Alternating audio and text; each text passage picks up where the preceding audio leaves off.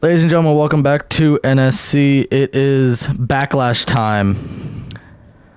It is now time for Backlash of the month and everything. It is the first pay-per-view of NSC.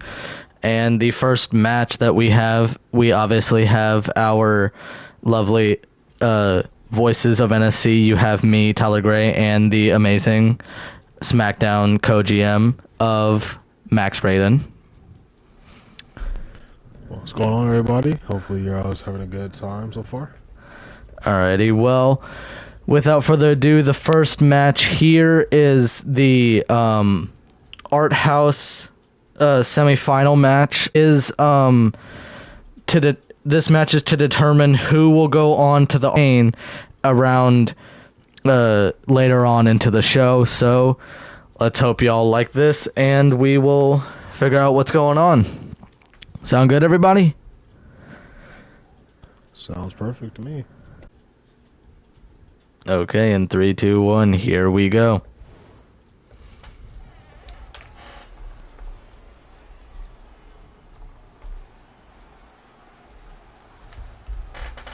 And as you hear CM Punk coming out. Making his way to the ring, Chicago, Illinois, weighing in at 220 pounds, CM Punk. CM Punk just recently making his return back into Rev Pro as the Raw GM, as the Rev Pro GM Ryan has graciously given Punk over to Rev Pro, his own company, and just surprised everybody on the first show. And as you see Punk wearing that CMFTR shirt, I wonder why he chose that gear for tonight. What do you think? I mean, could probably just bring back old memories for him. You never know for everything that he does. And as you saw CM Punk last week on NSC, utterly dominating and just getting the win over, who was it again, Max? That's something I have to look back to, actually, to remember correctly. And very sorry to everybody. I am very sorry that these videos have been a little bit later. As always, these are on Twitch first that you'll see them, and then they will be later on to YouTube. So sorry, deeply apologize. I was very busy with a bunch of other stuff. That it is, but we are back and ready for this shit.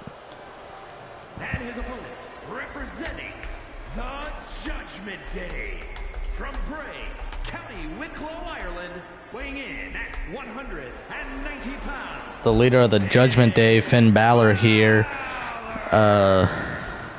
sporting his gear he wore from Payback 2023 here. Now, with him winning that match in the, actually, no, was it losing or winning that match there, Max? From last time I checked, it was winning, I think it was. Winning that match, do you think that gear could be symbolic of a lucky gear to him? Or do you think that'll just fall up short against Punk here tonight? I feel like that's more lucky for him, especially. Look at that man taunting everybody out here. But mostly for him, it looks like it could be something luck for him against CM. This man at 43, 44 years old has never looked better in his career. An ex-IWGP Junior Heavyweight Champion, winning the G1 Climax in 2012, 2013, the originator of the Bullet Club, and many comment on what this man can do in the ring and out of the ring, even on the microphone as well. It is phenomenal. I mean, I do have to say, though, he does look good in a leather jacket, though. That he does. That man has been cut from stone. As he said, they broke the mold that he was made from. And see if that can come true tonight as they get ready over here. And remember, this is the match. Oh, immediately a sling blade from Finn Balor and a stomp to the chest. And just pulling out all the stops, trying to get that Art House title. so far it looks like it's a bunch of luck with that suit attire. Very true. But do you think that FTR attire, him looking at those tights, maybe fueling anger in him, in Finn? Because him and FTR were very close before they had jumped ship to the now NSC owned AEW. I mean, it all depends. The big neck breaker. That is absolutely destroying, soul destroying, especially. Big axe handle to the back of the head. Is going to attack that arm for the sling blade, maybe taking that out of the arsenal. Same with the legs, take off the coup de grace. And if you attack the back or the legs, there's no 1916 and there is no coup de grace whatsoever. Oh, and a big slingshot over the top rope. Punk still going after those limbs. This man has been around since to make the joke. Sliced bread. Oh, looking for a big stalling suplex, and Punk clipping his leg on the announce table here. Oh, big kick to the face as well. Float over DDT. There's only so much padding down there for that. It's painful. Oh, and a big shove into our announce table here. Yep. And I'm very sorry that you don't hear Buck here, but he is, believe it or not, in a match here later tonight against, we have no clue. Big kicks to the side and a big shining wizard. Punk trying to roll out of the way. Punk getting back up. And Punk getting up onto the shoulder. Punk reversing it into big armbar. Elbow to Punk's face. Did you see that recoil on there? Oh, big brainbuster as well. Oh my lord. They're taking blow for blow right now. They're going big. 1916 right there. Could that be it? 1, 2. No. Oh. That's the first two. Punk said tonight is not the night. That could be discouraging really for Punk. This match just mainly started, and he already has gotten a 2 count on his way. And Balor going for a... Oh my god! Oh my. Plancha to the outside onto Punk. Punk blocking that big arm, and a throw into the ring by Punk. What is Punk thinking here, maybe? Oh, going for that headbutt into the stomach. Big springboard clothesline. Oh, and taking out the knee, taking out GTS maybe as well. These men, in the back of the head. These unorthodox styles of taking out those limbs have become very, very... Oh! Maybe big upset here. No! Nope. Punk, you see immediately. Oh, code breaker. Punk maybe... Balor maybe setting up for coup de grace, but Punk misses. Punk gets out of the way. Maybe going up for 1916. I'm sorry, the last move that I was saying was Bloody Sunday. 1, 2. No! That's another 2 count. Punk is saying not today. This is not how his run will end. You see Punk not letting those legs being taken out from under him with that Punk clothesline over the top rope. Personally, I wouldn't let it be that for me as well. The first 2 Fisherman suplex. There is only so much padding we have under here for that concrete flooring down there as well. It is astronomical on how much that hurts. Oh, sling blade out on the floor. You know that has to hurt. Even a possible concussion here. Balor, what's he looking for here? Throwing Punk over to the side. Could try to get a count-out victory. That would still get him into the final of this match. Could that be what he needs?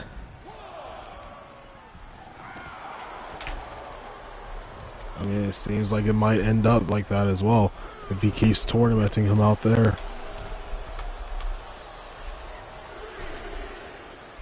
And it might just happen, actually, if he keeps going. That is very true.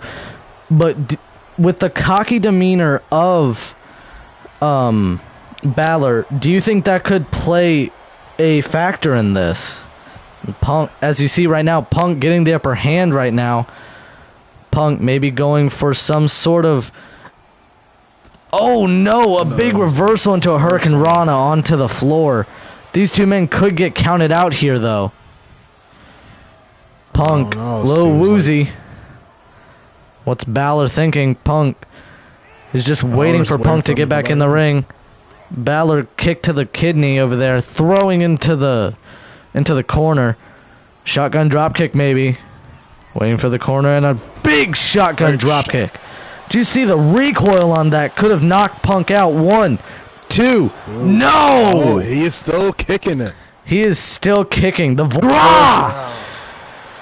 right here, right now. 1, 2, 3, and that is your finalist for the later in the show Art House final. You have, as you see, that 1916 into the shotgun drop kick, setting up straight for the coup de grace. And look at that one more time, right into the sternum, driving all the wind out of you. Just a devastating move. Same with GTS, but nonetheless, here is your winner, Finn Balor, moving on to the finals of the Art House Championship tournament. I would not like to be Punk in that situation, though. So would I. Finn Balor, congratulations, man. Congratulations to you too, Balor. We will see you later.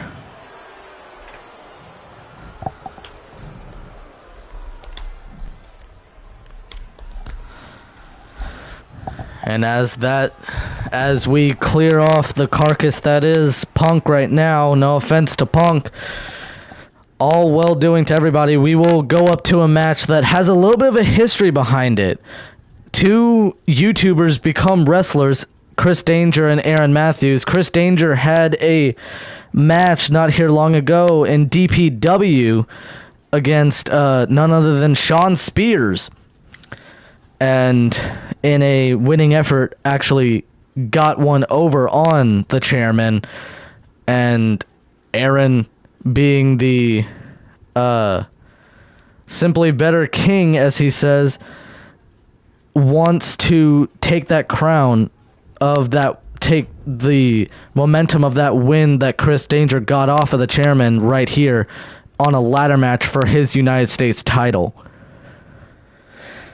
So, with all that being said, Max, who is your candidate for this win, for this match? I don't know. It could be always go either or. I'm mostly leaning towards. That's a really good question, Racy. And I have just been informed that the match is not a United States title match. It is a contract match for a title shot at either one's title. So here you have is Aaron Matthews, that cocky, brash man, that young talent here. But do you think that cockiness of him, that slow walk to the ring, will save him, or will it be his demise in this match? From my experience, personally, cockiness is never really there all the time. But remember, he is very unpredictable with that rolling stunner that can take you out anywhere, and especially with that simply better knee. Especially. So, let's just... I mean, to answer your first question as well, I feel like, because of that knee as well, that Aaron might actually get the win for this one. Very true, but don't forget about that dangerous super kick of Chris Danger that actually took out Sean Spears in that match at DPW. True. He took out a multi-time champion in many promotions with that one kick. And both of them being friends of the infamous BDE and Phoenix Nitro here. As you hear that familiar sound of Chris Danger out here, made his pro wrestling debut in DPW and immediately got one over on Sean Spears. Phenomenal job. Props to Chris Danger as well. And he's also from Philadelphia. That's the crazy part for Danger here.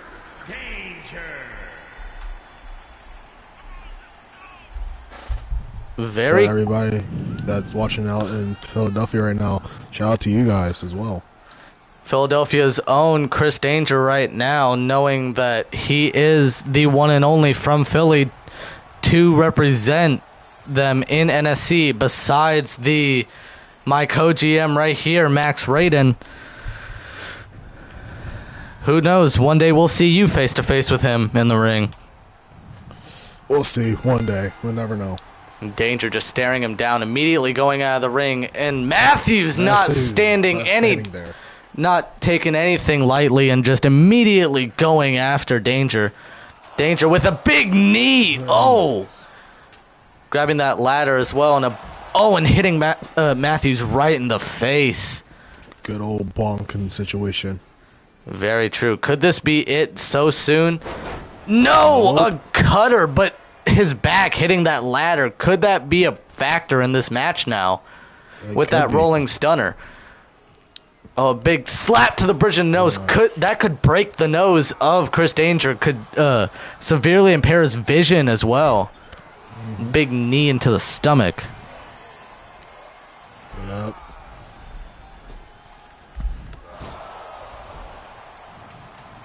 Big Christian.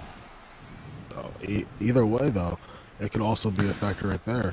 Remember that Danger driver, a very dangerous move, pun not intended.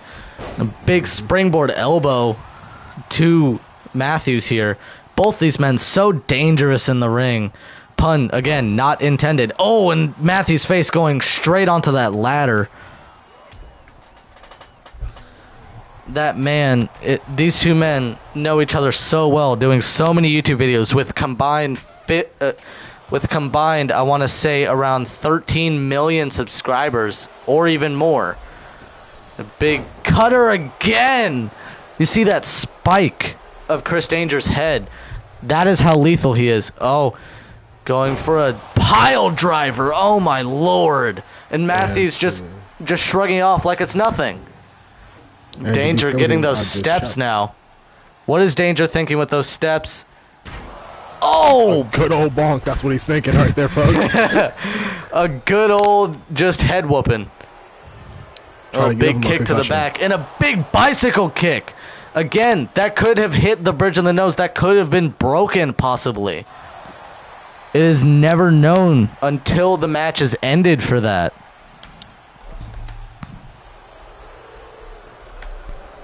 And I believe I can check right now for actually seeing how many subscribers they have in total together.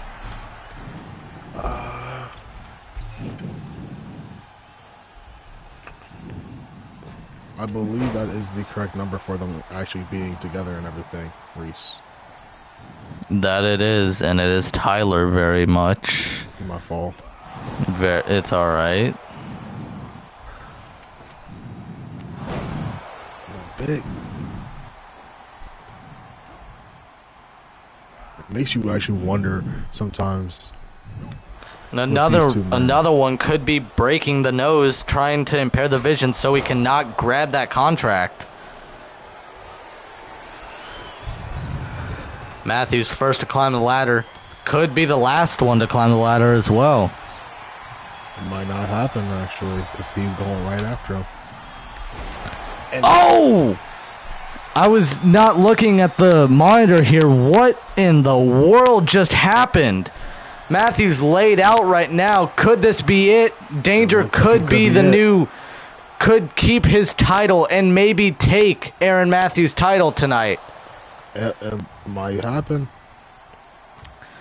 Danger waiting to see Matthews right there. Matthews just not taking it and just... blow for blow with these two.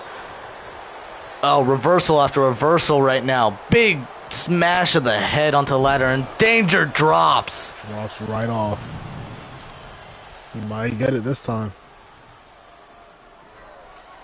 Oh, dangling now.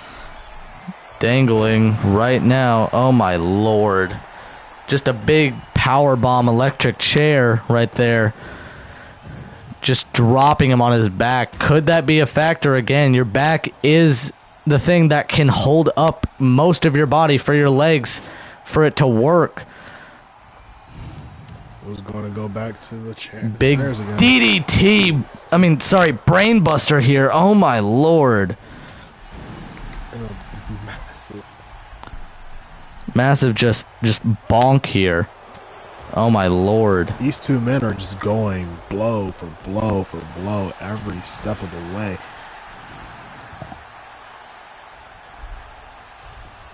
Hopefully one of them can actually get this contract right now.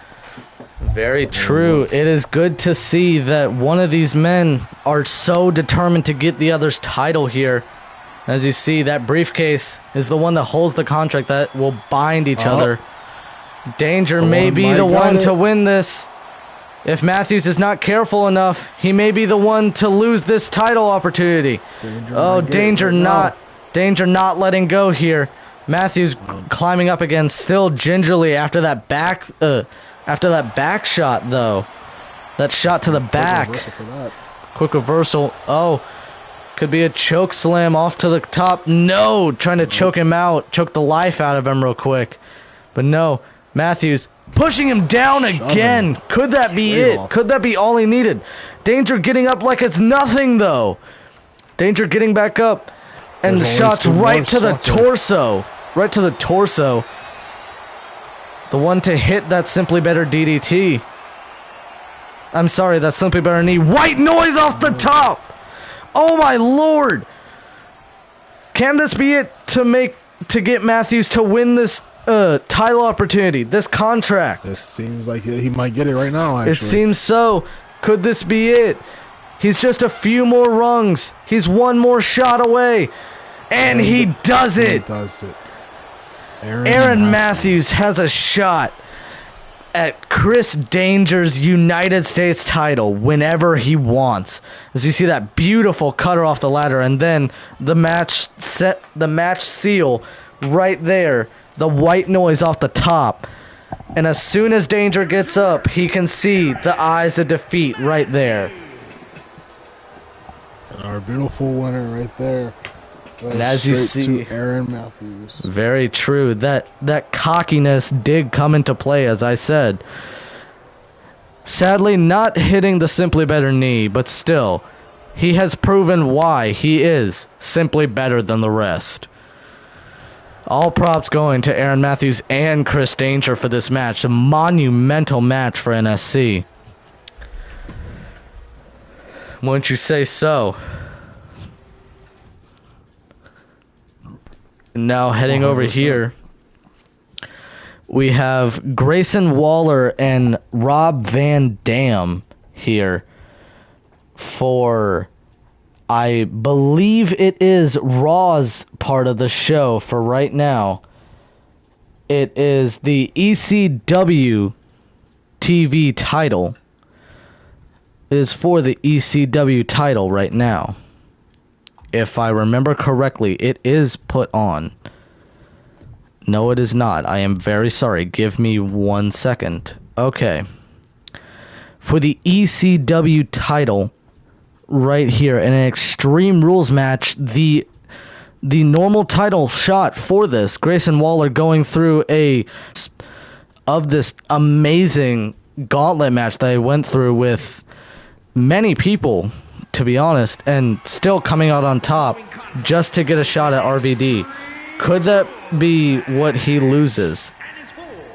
Could that be how he loses this match? Let's hope not.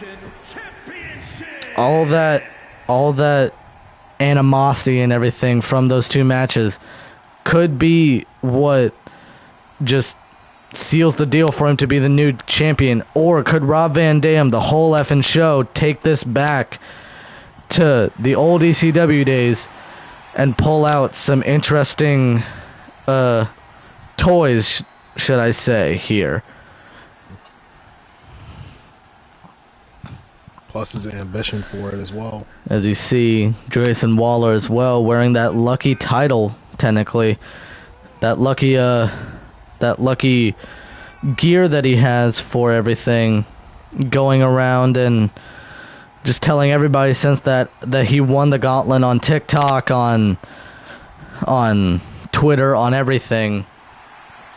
Just this brash, cocky, young Aussie man has so much in his future, but could he throw it all away with this one title opportunity that he has? As you hear Rob Van Dam coming to the ring, the whole effing show. This man he's superhuman in some ways. I've seen this man. He, as his song says, he is one of a kind. Rob Van Dam here. I've seen this man jump off of 20-foot ladders into a frog splash and everything. He is truly one of a kind. And there will never be anybody like this man ever again.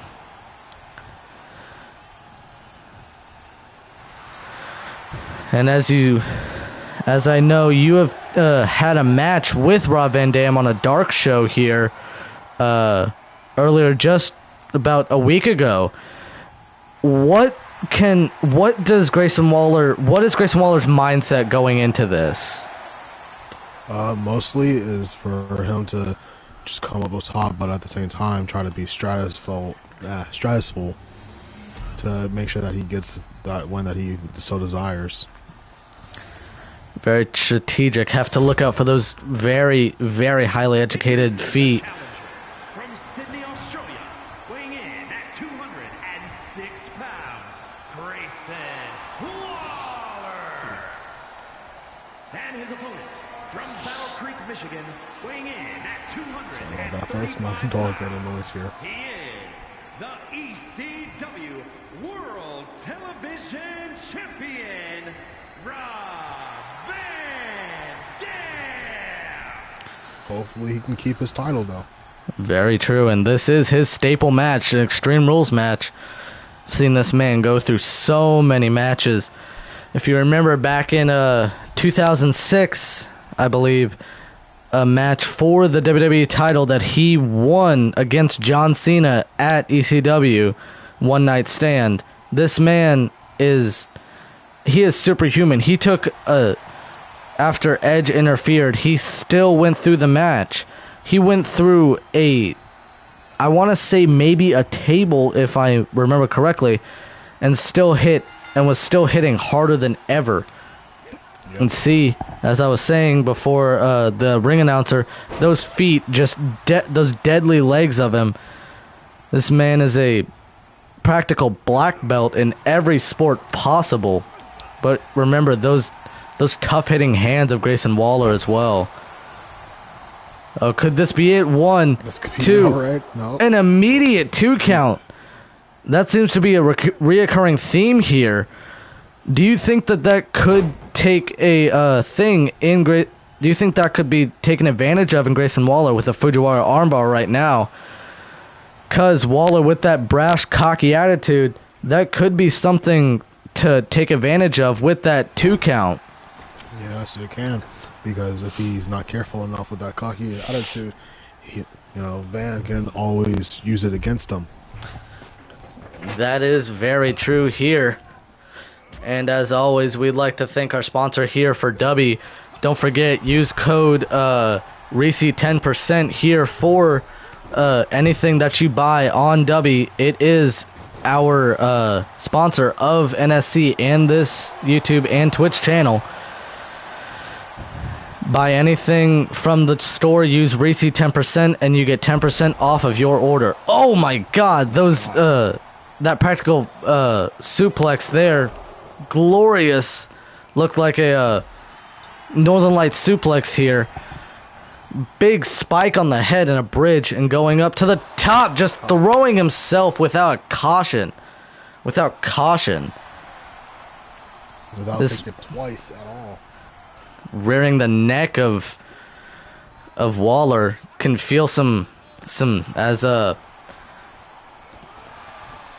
victim of that many times.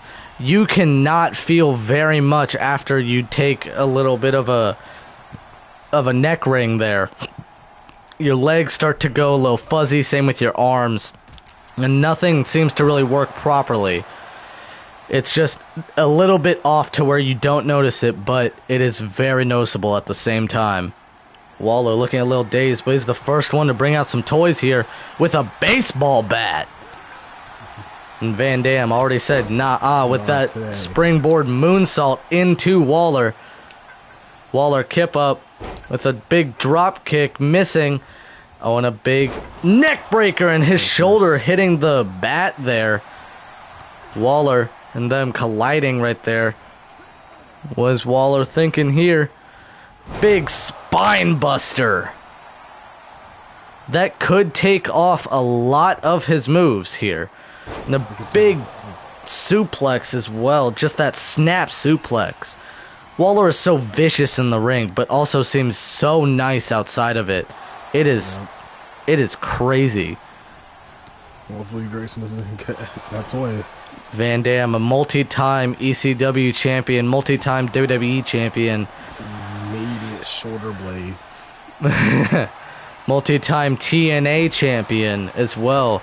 This man has been around the world. Oh, and there's the sneaky Waller with a low blow. Could that be it? 1, 2. No, Van Dam says not today. Taking out that arm of Van Dam. Could be pretty noticeable for him to forget some of his moves, though. Once you're at that pain threshold that you forget what you're doing, that's all. It's all over for you today.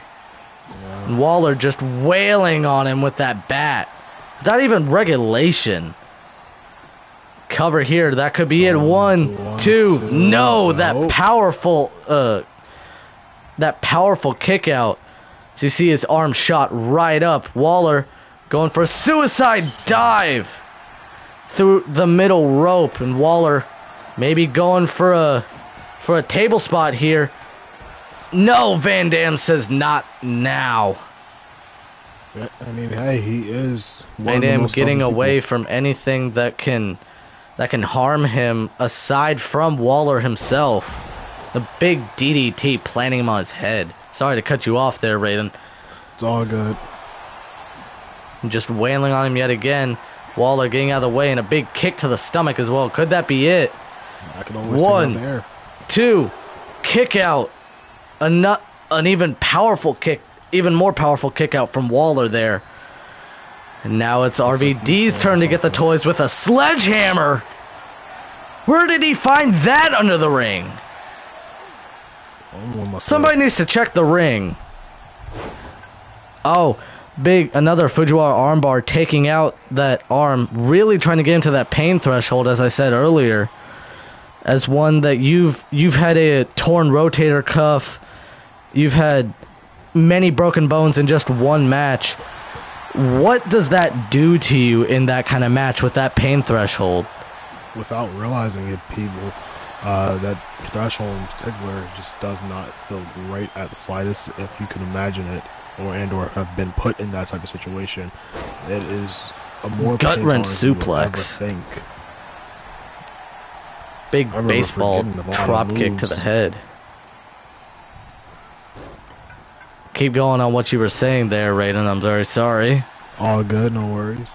I remember forgetting a bunch of moves due to that pain factor. And as I've gone through a match with a tricep completely torn off of the bone, I can agree with that. There's nothing like how there is nothing that feels worse than that. It's to the point of you don't even remember your own name. And apparently a big Alabama slam and the small of his back hitting the bat there, and a super kick. Could RVD look for the 5-star frog splash here? RVD 5-star frog splash. Could that be it? 1, 2, 3, and he retains. Waller coming up just short of this amazing match here, taking out all the stops here. everything in this match. As you saw, a beautiful 5-star frog splash just there. But nonetheless, still the ECW champion, Rob Van Dam. Rob Van Dam still the ECW champion. And I have a feeling he will be the ECW champion for a very long time. After all, you did say it yourself. He is superhuman in more ways than one as well. Very true. And as we go on to the next match here, we have somebody who had a #1 contendership in last week's Rev Pro video in a triple threat match of, if I remember correctly, it is Rey Mysterio, Ricochet, and Dominic. Am I correct?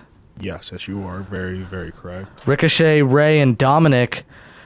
Ricochet, not technically getting a win, but also getting a win over Rey since he pinned Dominic, but he did not pin Rey.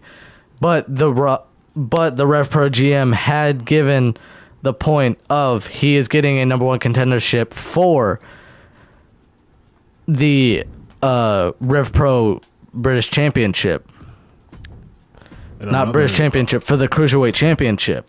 Yes. I'm very sorry that this has happened. I have lost the save file for a second, but I have still got everything on here. I just need to put the titles on. Yes. So I remember growing up with watching Rey Mysterio on television.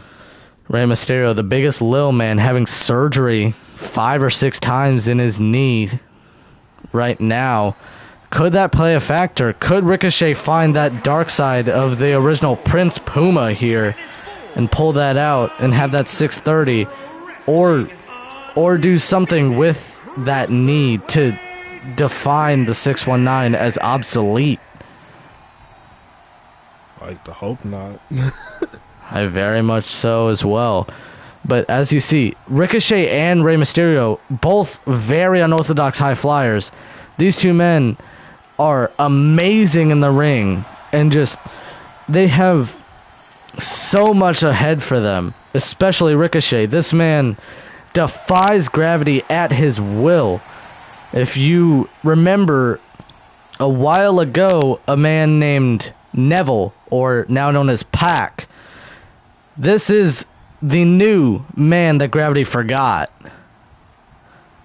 This man is not under gravity's hold. This man can do anything at his will. You see right there, Ricochet super athletic here. Gravity does not define him. He defines gravity, folks. There is nothing in his arsenal that he cannot do here. There is absolutely nothing. Not to crack too many jokes, but that man does not know the laws of physics at all. Very true, very, very true here. And here you have the greatest masked wrestler in wrestling today. You have the great legend of Rey Mysterio right now here, the Rev Pro Cruiserweight Champion. This man not only surviving that triple threat match, but coming up short on that loss, but also staying alive for a long, long time in a dark show against Noam Dar here earlier this week. This man has been through the ringer, but can he still pull out a win here tonight? All depends. Hopefully his knee doesn't get the best of him. Very true. He is very old. Don't let age stop this man. This man still moves around like he's 25. 100%.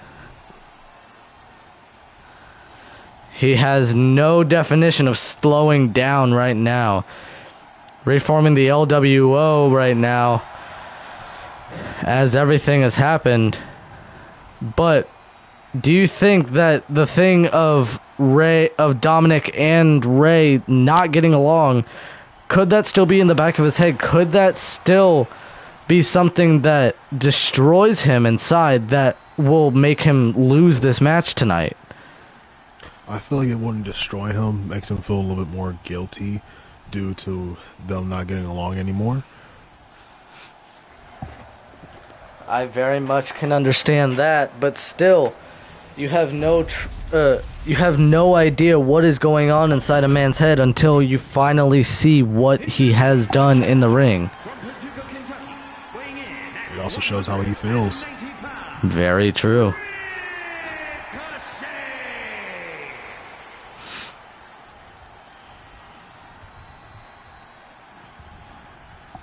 And his opponent from San Diego, California, weighing in at 175 pounds.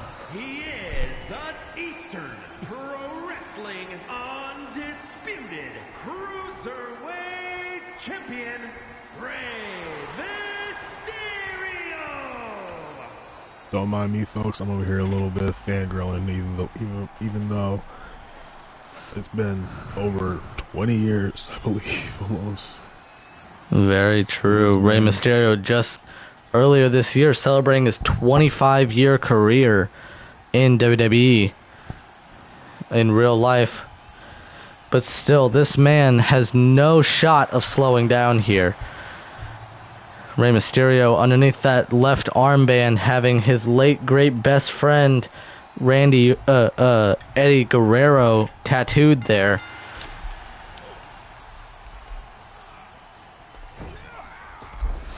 And straight out of the gate, going for something, but missing out in a big Selena del Sol type move.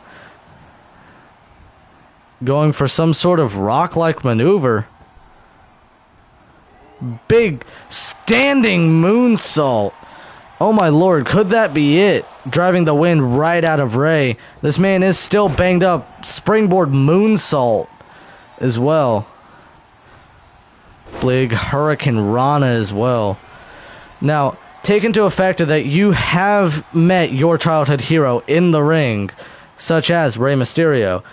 What is Rey's game plan here?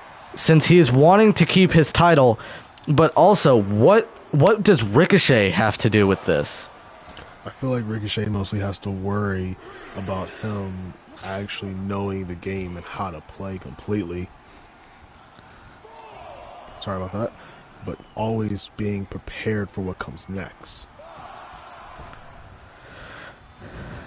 Very true. Rey talking a little bit of trash. The ref getting him back away. That way Ricochet can get back in the ring. Getting out. Ricochet rolling back. Ricochet, that big brute power of Ricochet to just a stopped pin there. Ricochet discus elbow there, knocking Rey to the floor, and a big knee to the back. Remember, the 619 is used with his back. It has momentum, but his back is mainly pulling the force of what he needs. Ricochet getting a springboard bulldog, missing a bicycle kick as well. As you know, in week 1, Ricochet did technically beat the champion in a triple threat, although Rey was not pinned. Do you think that could play a factor in how Ricochet is, how Ricochet's thinking in this match? Or could that play a factor in Rey's win or demise here? Like you said, it could be Springboard Pele kick. Oh my lord. Ricochet just does not care anymore. Springboard 450, not doing a thing to Rey, moving out of the way just in time. Rey going for a frog splash, but missing there. Oh my lord. Could Ricochet be going for that 630? Ricochet sealing the deal with a 630. Oh my lord. Could that be it here? 1, 2. No. Rey Mysterio having all this pent-up animosity because of his son Dominic. Oh, big submission move here. Will Rey tap? No, moving the foot around. And a big drop toe hold. could break the nose of Ricochet. I see. Oh, the ref getting taken out here. Getting taken. Big backstabber. Ricochet maybe going for something here. Ricochet maybe going to hit another 630. No, waiting for Ray to get back up. Big cross body. Ricochet going for a moonsault, but missing. That ref is still knocked out. Very sorry to say, the octopus stretch. I am not very familiar with some submission moves. I am very sorry, ladies and gentlemen. Oh, Ray going for a big Hurricane Rana. Well, not Hurricane Rana. What would you call that? Honestly, it's been a good grip since I actually. Big bicycle kick blocked yet again. Ray, another bulldog to Ricochet here. That would be a head scissors. Yeah. Ray, fisherman suplex to Rey Mysterio. Taking a page out of Mr. Perfect, Kurt Hennig's book. Big brain buster again. Ray may have to have neck surgery again. Oh my god, small package 1, no! Ricochet kicking out at 1 now. Just a twisting leg drop. That could be the surprise that Ray needed for this. Oh my lord! Suicide DDT, if that's what I would call it. Onto the floor. There's only so much padding between the wrestlers and this concrete. They need to be mindful of the referee's count here as well. They could be counted out and could be a no contest. Ray could still win his title back. Will always go either way, though. Ray grabbing a power bomb. Happening. Ricochet's head hitting the exposed concrete of our center here. Another time hitting the concrete. Could that be it? Could Ray try to win on a count out here? Ricochet not letting it happen, running back in. Ricochet running into the ring. Could he get a count out here? Ray running back in. Ricochet taunting in the ring. Ray rearing back maybe. Drop kick. Perfect drop kick to the face of Ricochet. And a big headbutt to the sternum of Ricochet. What do you think Ray's looking for now here? West Coast pop maybe? No! A big drop kick roll, having Ricochet roll outside of the ring. You see these men are both absolutely spent in this classic already.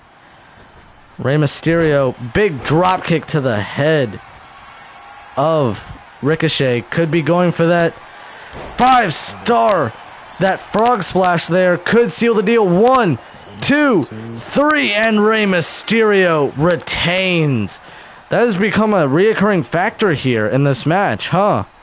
Yes, it has. As a very good match here, as you see, the first iteration of trying to go for that frog splash missing. That 630 almost got him, and then right here, you saw immediately hitting that frog splash seals the deal. 1, 2, and 3, and here's your winner, Rey Mysterio. I also love this entire that he has going on with the red and white. Rey Mysterio paying homage in some way of Eddie Guerrero's old ECW attire. So almost make a grown man cry. That is very true there.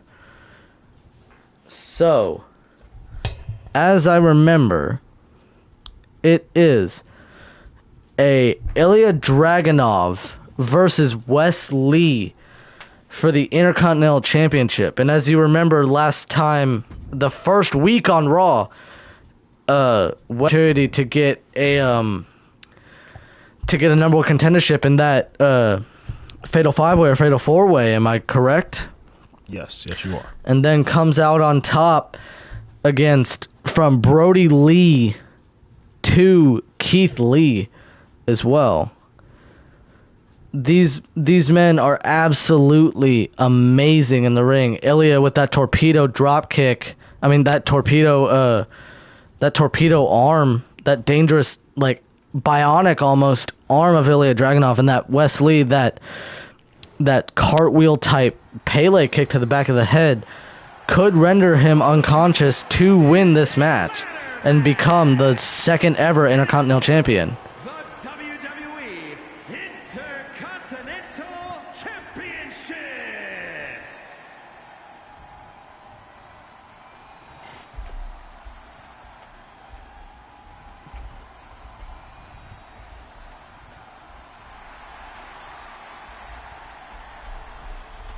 Introducing the challenger from Dayton, Ohio.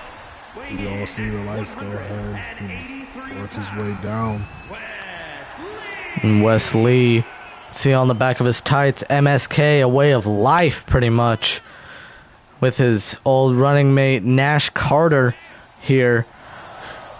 No clue where Nash Carter has been though, but Wes Lee has an impressive singles career right now, and I am very sorry, but right now I will have to be back for I will have to be gone for 1 second. I am having a very important business call right now, so you will still hear the voice of SmackDown, one of the voices of SmackDown. You will still hear Max Raiden here, all right? So, ladies and gentlemen, I'm going to give you over to Max Raiden for a few minutes, okay? It's all good, folks. But you can see that he is now coming in ready to always conquer something. We all know how that feels.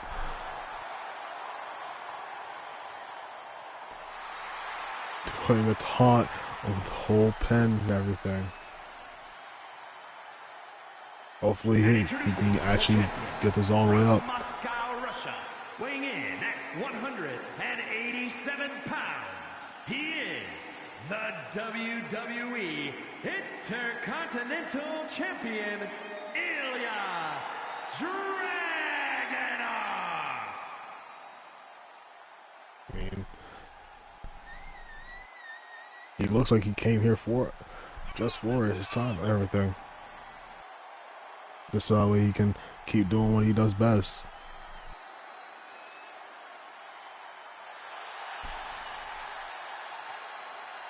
Over here conducting the crowd.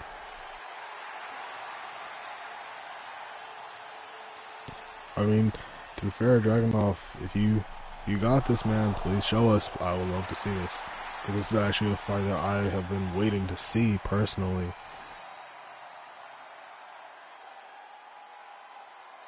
Looks us dead in the eyes with that smug of his. I love that. Can almost feel it in your soul if you were his opponent.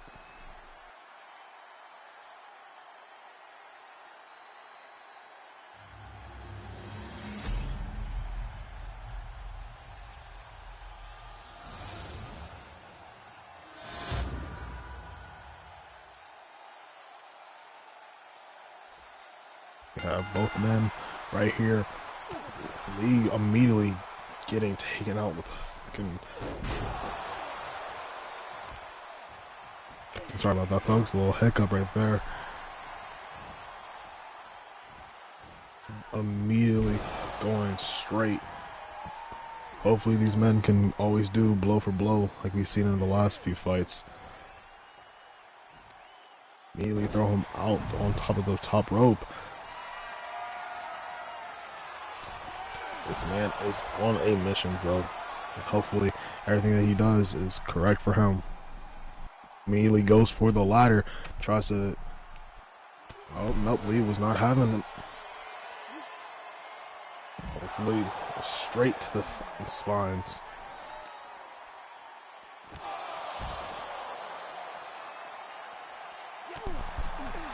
Immediately keep going back and back. That's a big skull crusher for you folks right there. Again, that padding does not help nobody, and a big old bonk by Lee. Seems like he's going to go straight up on that ladder too. And another good old bonk from Lee. You see, Dragunov goes straight roll out. Lee climbs that ladder and up. Dragunov's not having it no more. Rowan grabs him off that ladder. Immediately regrets it afterwards. Lee must really want this title from. Goes ahead and rushes him into the ladder. Just that way Lee can go ahead and climb it up. Never mind, Dragunov does not want him to have it at all, so he keeps going ahead and trying. And another tornado that we've seen here tonight, folks.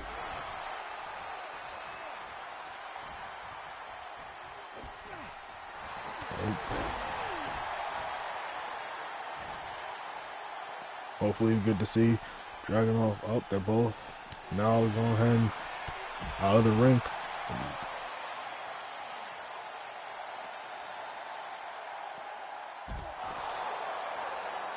That's another. Again, we're seeing a lot of hits on these little mats that we have down here, folks. Lee is trying his best to do another tornado. And if he keeps doing it, he might end up. Ladies and gentlemen, I am back, but I will not be able to talk very much here. That much here. But as I see, beautiful arm to the face and a big post 619 there. Homage to Rey Mysterio, I assume here. But still going for a corkscrew, I want to say there. I'm just saying nuh-uh. So what have I missed here in this match? Oh wait, hold up, going for that torpedoed missile arm here. Hitting it, oh my lord. So what here have I missed in this match, say? So far, Lee has been trying his best to get up on that ladder most of the time. Due to interference from Dragunov. So far, Dragunov looks like he's going to get it before Lee even gets up. That would be a very monumental upset here tonight. Just not having... Just going through that many men and just ending up losing. Ladies and gentlemen, I will be right back yet again. As I said, I will not be here for very much long. I will not be here for a long time for a little bit, but I will still pop in here in a few times. But you will still have the voice of NSC SmackDown, which is Max Raiden.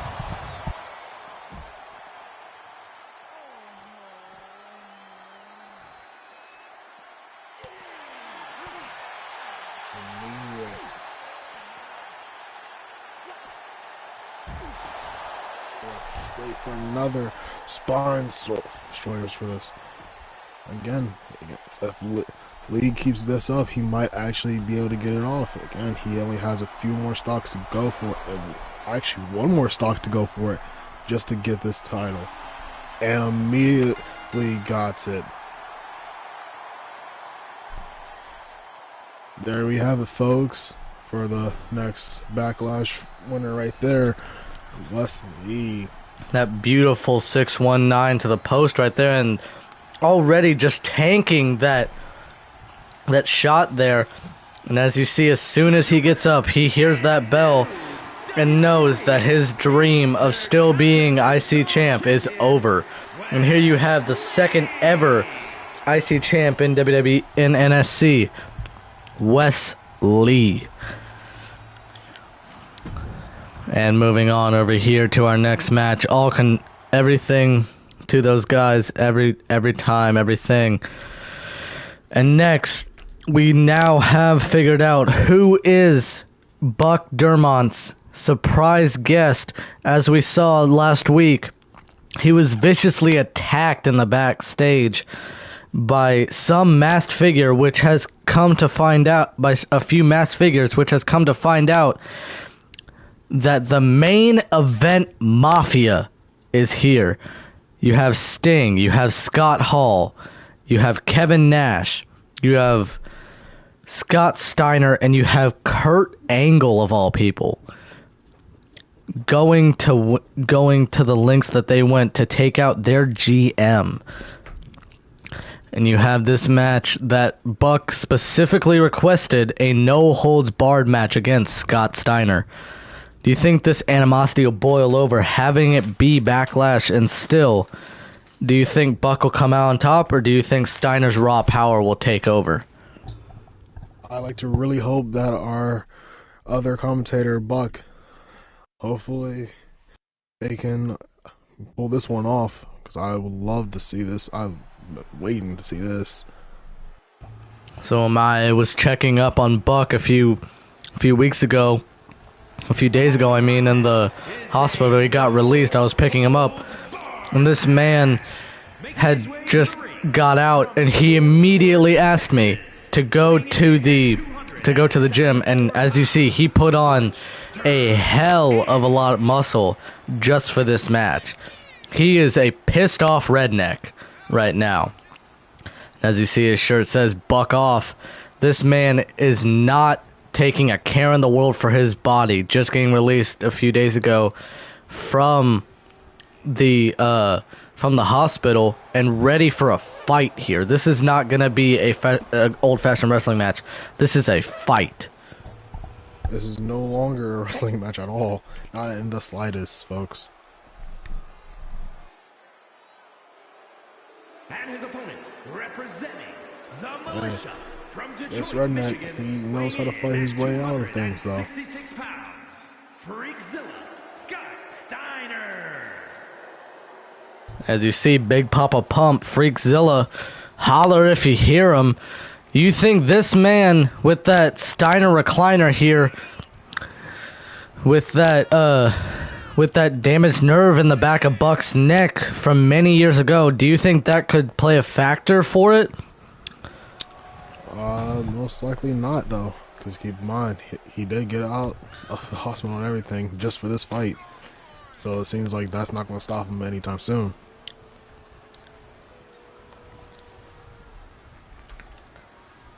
Okay, so as I'm hearing this straight out of Buck's mouth last week, whenever he was admitted to the hospital, I will make this man pay if it means my life ends tonight. Hopefully we do not see this man go tonight. Very true. Then we would have to find another Raw GM. Yep. So here we go. This match about to get underway. Buck may just come straight out of the gates. As you see, Buck just towering over Freakzilla, but do not underestimate Scott Steiner. As you see right there, immediately a leg hook. Could that be it for it? No. Alrighty, like yet again, ladies and gentlemen, I will be right back. You still have the voice of SmackDown, Max Raiden, here. Hopefully Buck goes into a straight stomp. Hopefully this man can pull it off for himself and make him pay like he said he was going to. But immediately with a hook right out of the ring. Nut was going straight from out of the ring straight to another spine crusher.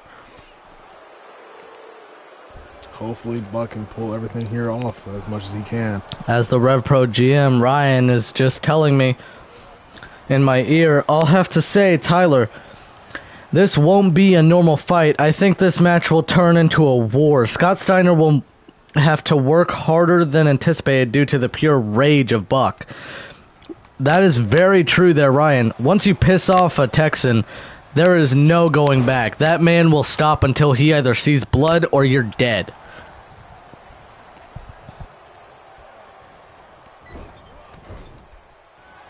Once again, ladies and gentlemen, I am very sorry. I will have to be back in a little bit. No worries, it's all good, ladies and gentlemen. Like I was saying, Buck, hopefully, I'm rooting for Buck here. I'm not gonna lie to you, ladies and gentlemen.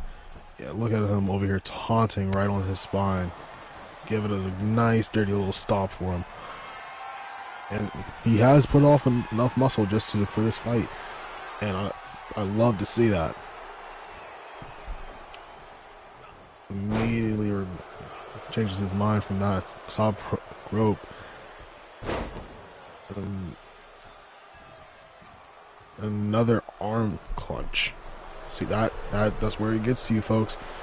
You guys think that all that muscle takes up enough pain to it? No, it does not. An immediate one straight to a pin for that, but doesn't seem like Buck is going to be ready for it, because Buck looks like he is actually full on bloodlusted to this. And the big thing is, with that Steiner recliner, Buck could get out of that and immediately hit a buckshot, being that discus lariat that has taken out so many men and won him so many titles around the globe, especially in IWGP. Do you think that Buck, being this angry man that he is right now, full of rage, even in this hold, could he win this match just based on that one shot here? No, because again, like we all know from pissing off the Texan one way or another, we've all done it before, let's be honest, folks, that he is ready for this fight. He was ready from day one that he got jumped. The bell lock getting taken out here. And the big clothesline over the top rope. Ladies and gentlemen, yet again, I am very sorry. I will have to be back.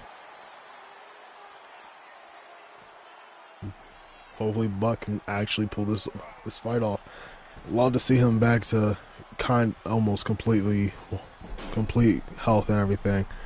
But that man does need his gets back. And immediately arm around, gets reversed it. Again. This man, another label lock. Very good to see this man in the ring, but yet this man is not cleared to wrestle. He was discharged from the hospital just 3 days ago. Our doctors have not cleared him to wrestle until next week. Oh, buckshot! A buckshot right there. Could that be it? One. About it. Two. No! Oh. 2.99 right here. Buck going up to the top rope. What is he thinking here? Big splash.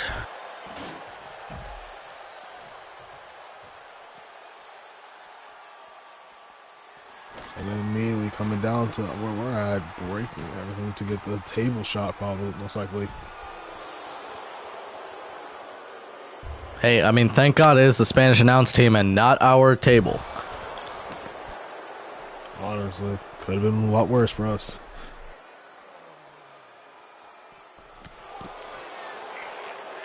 Immediate foot to the shoulder.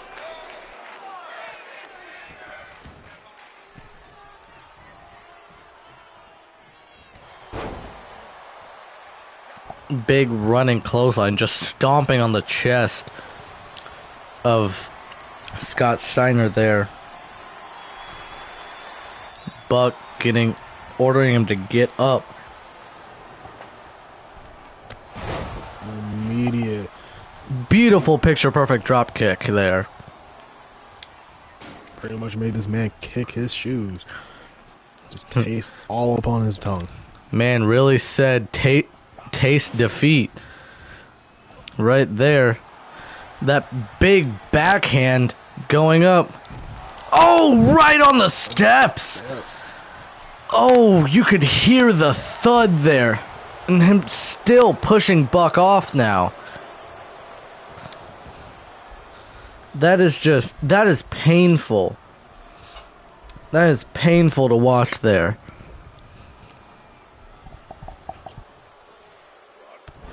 Big backbreaker. Could that be it? One. No. Buck is way full of rage now. Missing a buckshot now. Another buckshot missed. Steiner getting put in the corner now. Missing a big boot. Oh, that knee, the one that was taken out in that attack. And the neck of Buck getting used as a battering ram for the canvas here, being pulled into the middle of the ring. Could be hit for a Steiner recliner maybe at one point. Steiner weakening that arm of Buck here to hit the Steiner recliner.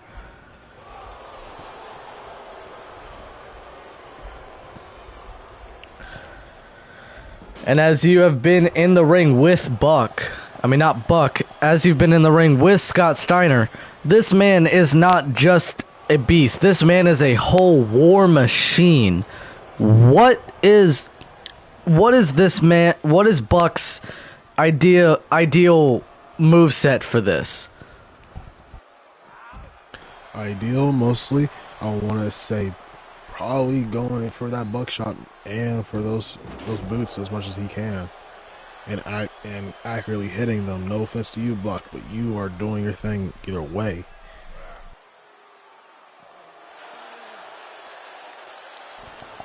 Really taking it to those legs of Buck. That way you can't use those big size 14 shoe to the face of Scott Steiner. Such a small frame of Scott Steiner, but a massive one at the same time. Big clothesline to Buck. You see that big buckshot lariat does not take only one person. Oh, another label lock. Could this be it? It being on the outside, but still, could this be it? Trying to incapacitate him. No! You could see him slowly fading over there as well.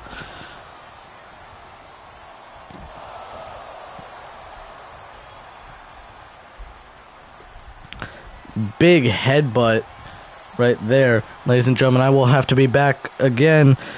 You still have, yet again, the voice, one of the voices of SmackDown here. You do have Max Raiden. Alrighty, folks, but as you see, right now we have Buck grabbing the stairs. What is he thinking for having the idea for those stairs? Immediate reversal. Gets thrown right into the ring. You see that this man is going over here grabbing. This man grabbed a shovel. We need to get these rings checked, folks. Because immediately grabbing a sledgehammer and a shovel, folks. Hey, I mean, whatever gets the job done, most wrestlers think. But honestly, I think that bloodlusted Buck here grabbing the stairs again for something to cooperate with him.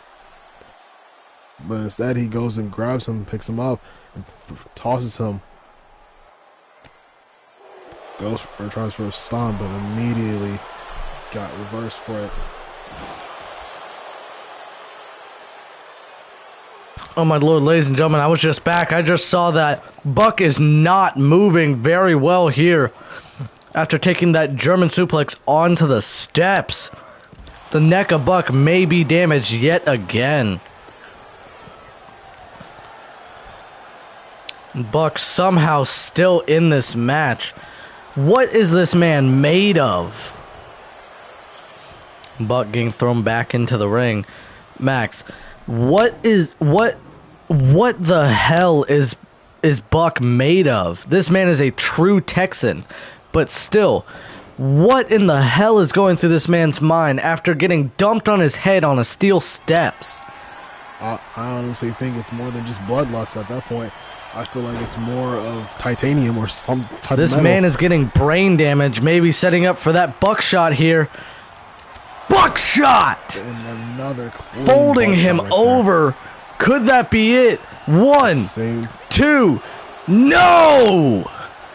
2.5, and Buck is furious now. Buck going up to the top rope, maybe going for a high-risk move. High risk, no reward there. Maybe it could be taking a toll on the surgically repaired neck of Buck there.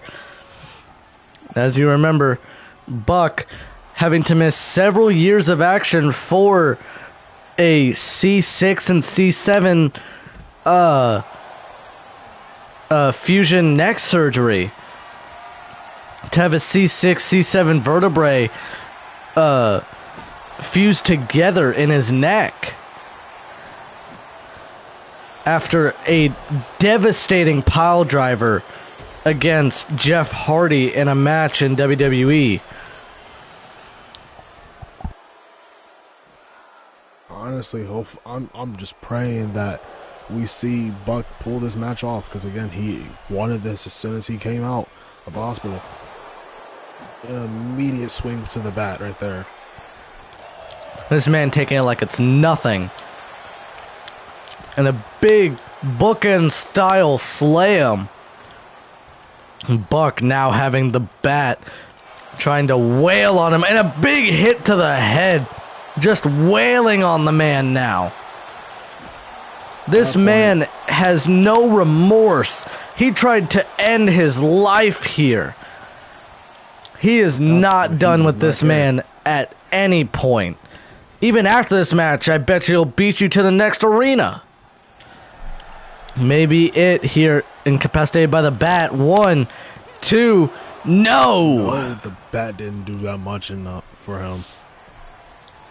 He needed a little bit more. Buck must be going off of muscle memory. Another buckshot. Could this be it? 1, 2. There you have it. Buck, not medically cleared, but still pulling off the win here tonight. Buck, as you see, those 3 devastating buckshots.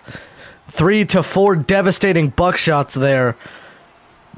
And I think with that and the bat, all that trauma to the head of Freakzilla there is just got to him, and Buck is immediately your winner. Good on to you, Buck, and I hope to see you again later tonight. What a way to pull out a win for that. And ladies and gentlemen, as we assess what's up with Buck and Scott, we have a match that has gone back years, from around 2015 to 2017, of Kenny Omega and Jay White. Kenny Omega in IWGP asked Jay White to join the Bullet Club. Jay White declined, and then hitting him with a Blade Runner. And not that long ago, on week 1, going with a last man standing match, or a false count anywhere match, I believe, and Kenny coming out on top. Jay assaulting Kenny in the back, almost breaking his hand in a door. Could that be the advantage that Jay needed for this last man standing match?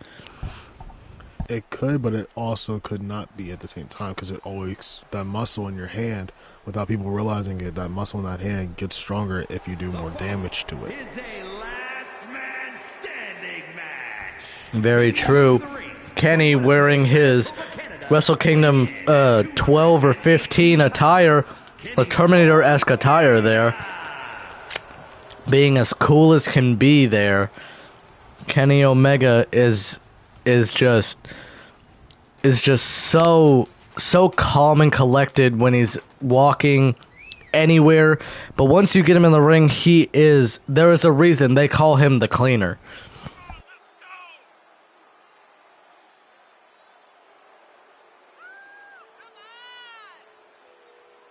I mean, that is very true, though. We all sat here and all have once, and more than once probably, in my case, more than once, we all have called this man the Cleaner, and he loves it. This man fought the likes of Will Ospreay, Kota Ibushi being his ex-tag team partner, and the Golden Lovers. Kenny Omega being the second leader of the Bullet Club, the second to third leader of the Bullet Club, and branching off into the part of the Elite. And here you have Jay White, the leader of Bullet Club Gold. This really is Bullet Club versus Bullet Club. True.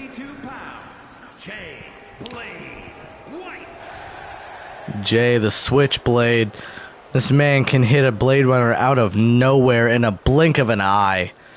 This man is so dangerous, straight up there with Randy Orton and everything. I don't even think Randy Orton really messes with him in that attire. And that beautiful red attire that Jay is wearing could be getting into the head. That being the attire that he beat Kenny Omega in on the G1 Climax just last year. Could that play a factor in this match? The mind games of Jay White. I mean, it would certainly get into my head. Personally, it would. Bullet Club. As you see, he has not brought Juice Robinson to the side. He has been barred from ringside in this match. Kenny specifically asked me and Max to make this a one-on-one last man standing match. And Jay immediately trying to go out of the gates, and Kenny just not letting it happen. Big famouser from the back. Oh my god. Ladies and gentlemen, I will have to be back yet again. I am very sorry, but here you have it. One of the voices of SmackDown, Max Raiden. Ladies and gentlemen, we immediately going straight for it. Personally, I don't even know what to call that one for this fucking shoulder blades again. We see that was a package pile driver there, Max. Thank you very much, Tyler. We've been seeing a lot of shoulder blade shots as well for a lot of these. You see, I mean, to be fair with you, most of these fights we have always seen blow for blow, and so far, I think that's also another one of our themes going on here for blow, no matter what.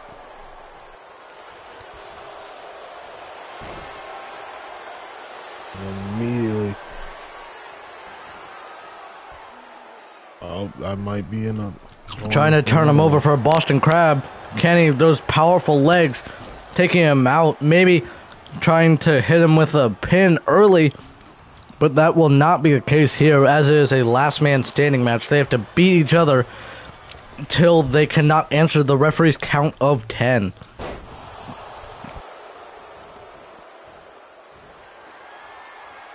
Immediately goes to find a pat. We need to get these rings checked out for a lot of things. But hey, for this match in particular, whatever gets the job done, folks. And that immediately back of the head for the bat right there.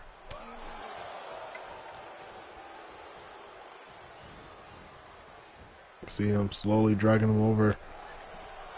Gets not only reversed, but another shot to his dome. Snap Dragon suplex by Kenny Omega to Jay White.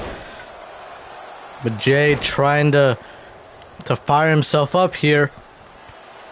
Big jumping clothesline to Kenny.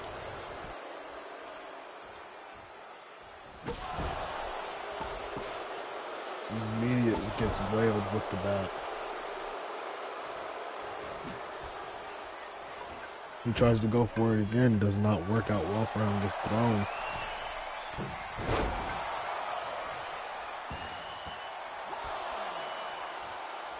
It seems that he is taunting constantly until he gets up. It might this match being years in the making. He does not want to go down with just a lousy moonsault as the finisher to this great rivalry here. Big leg cross suplex, or brainbuster is what you'll call it. Just a devastating move. Like, at this point, he should just keep getting up and trying to get more and more. And a reminder, there has only been 3 people in history to kick out of Kenny Omega's One-Winged Angel.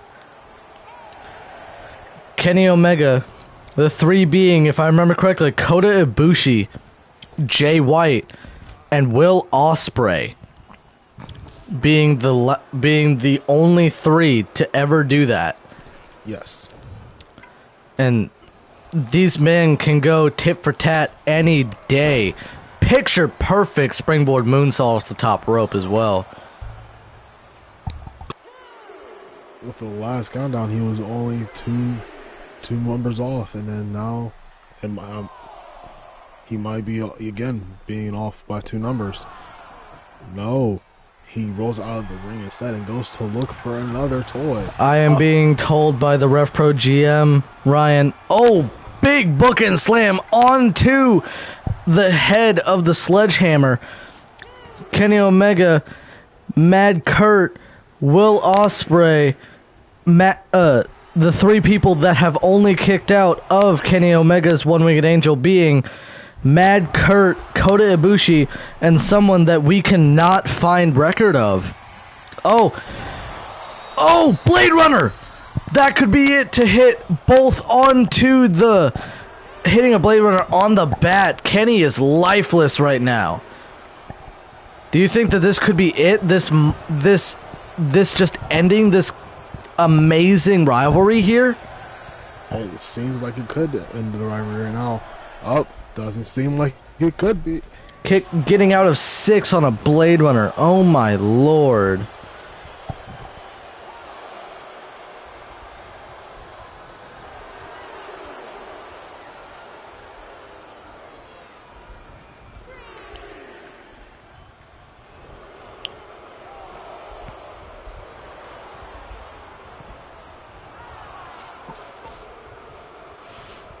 Funny enough, Mad Kurt's kick out happened in Rev Pro before Ryan came into ownership on a big backhead DDT landing on the bat yet again.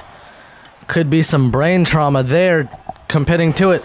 And a Snapdragon! Oh my lord, it is just so painful watching him hit that.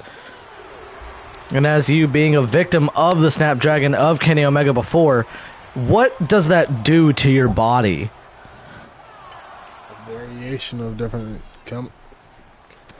mixtures for your body, especially. Oh my lord, wait. A One-Winged Angel, maybe? Hitting a One-Winged Angel already in this match. Could that be it? Both men pulling out all the stops. A Blade Runner, now a One-Winged Angel. This could be it to take him out. Referee already at 5 here. This man has to get up before 10. It seems like he might not get back up. This might actually end the rivalry right here. This man may end this monumental year-long, these years of rivalry. And I believe like so, and that is the match. Jay White immediately getting up right after. What does that have to say about Jay White? Just losing right after the count, gets up. That has to say something about Jay White. Here is your winner, Kenny. It seems like he wanted the rivalry to keep going, but turns out that it couldn't be so, which is very, very unfortunate for him. But nonetheless, here's your winner of this amazing matchup. That it be not very long. You have Kenny Omega as your winner. And as we get the weapons out of the ring and we check on the status of Buck Dermott and Scott Steiner, we have Jon Moxley and Triple H in a submission match.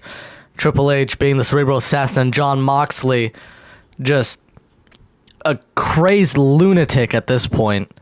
Moxley having a match later for the NSC Universal title against Bryan Danielson. This man he's crazy. In a German death match in 2008, he had to personally sew his left nipple back on for him for him to actually leave the venue in Germany. Making his way to the ring from Cincinnati, Yeah, Ohio. that's very true, though. Weighing in at 232 pounds, John Max Lee.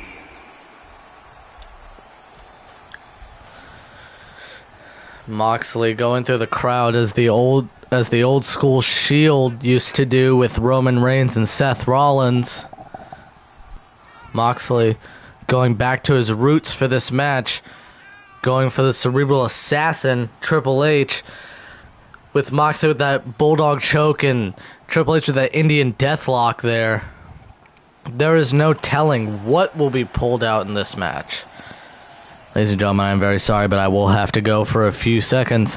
But still, you do have one of the voices of NSC SmackDown. You have Max Raiden, the amazing voice of SmackDown. Ladies and gentlemen,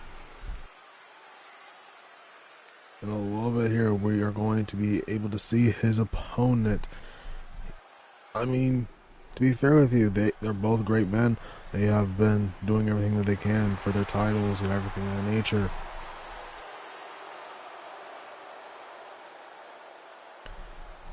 But everyone has to come up top for one particular reason. We all have our own reason.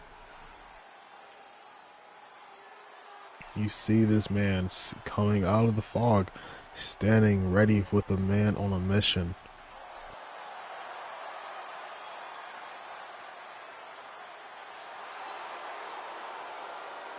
And his opponent Look at that from man. British Connecticut, weighing in at 255 Look at that man with his glorious hair, and he also known as Glory Man. Fucking Triple H. Haven't seen that man in a long time either.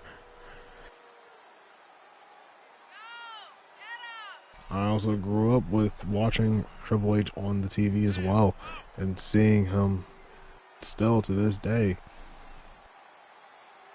Makes you wonder what keeps them going for all these years, no matter what they have done in the past years that they've been in WWE.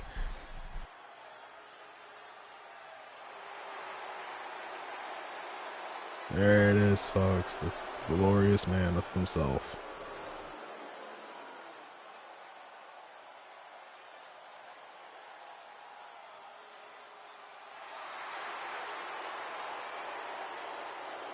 And the whole crowd rowdy just for this match. I mean, you can't blame the man either.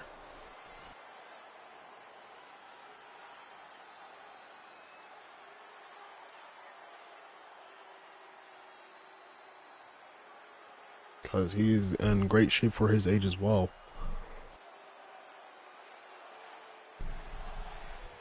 But enough of all of that. Seeing this man do what he does best. Go right out the gate, charging directly at him. An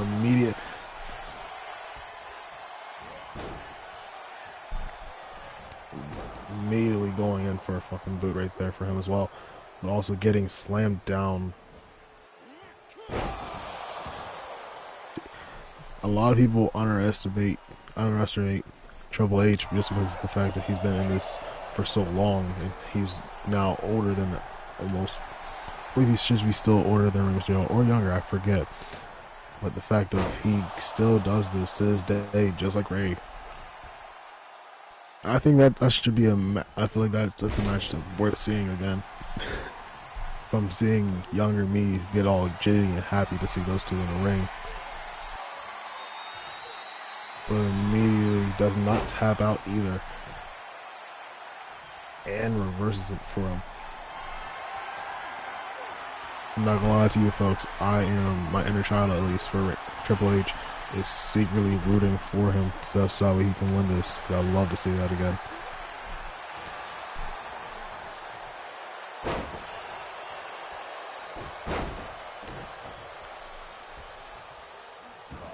But again, I feel like mostly for the fact of these men, Triple H and Ray, they ended up doing everything they can. Like, they have been in this, same for Cena, for so long.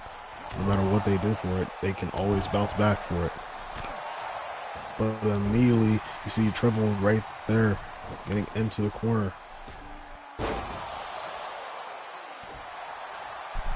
Hopefully he can get himself out of there.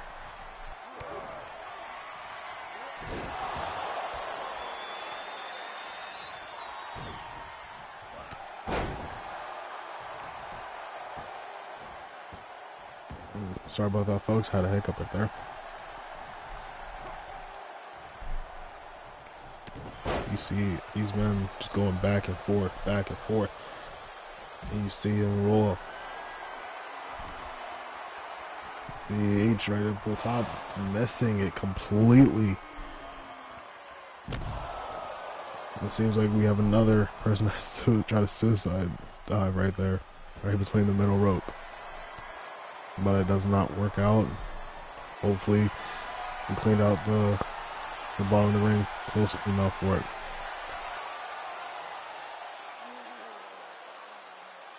Ladies and gentlemen, I am back. Welcome in a camel clutch right there by Triple H. Big knee to the stomach of Jon Moxley, and then an atomic drop. Yeesh. Well, we know he already had he's planning on having kids, but I don't think he'll have it anytime soon. Stalling suplex, though, right now from Triple H. This man is in his prime. And again, we need to space these tables out even more. People keep clipping their legs on these tables here. Yeah.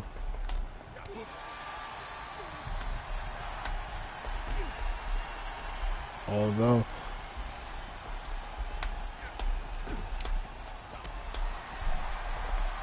you see him just going ahead. You see the recoil on these punches for Triple H's face. Triple H looking a little woozy there. Triple H, don't think he may be running on some fumes here right now. Not very much, but I think that tank may almost be reading empty here. Moxley just a fist of fury right now, straight to Triple H's skull right there.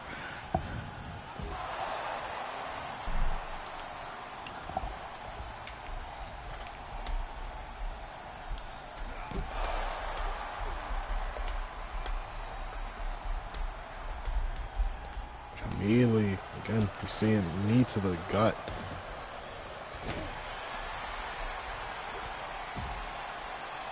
Hey, if Triple H doesn't pull it off, I mean, he can always bounce back like he always used to.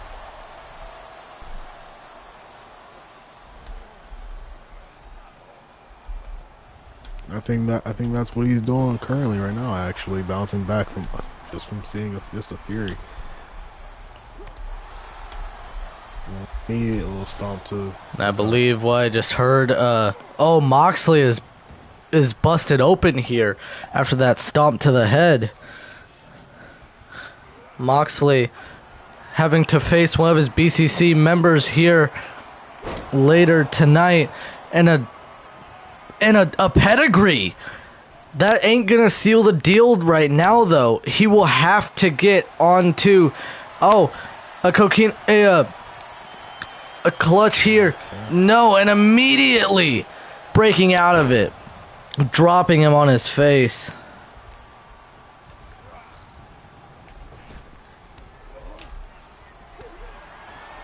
And big blows from both these men here. Oh, sleeper hold, maybe. It may be a sleeper hold here. You might get one. He may get one over here on other people, but not on Triple H tonight.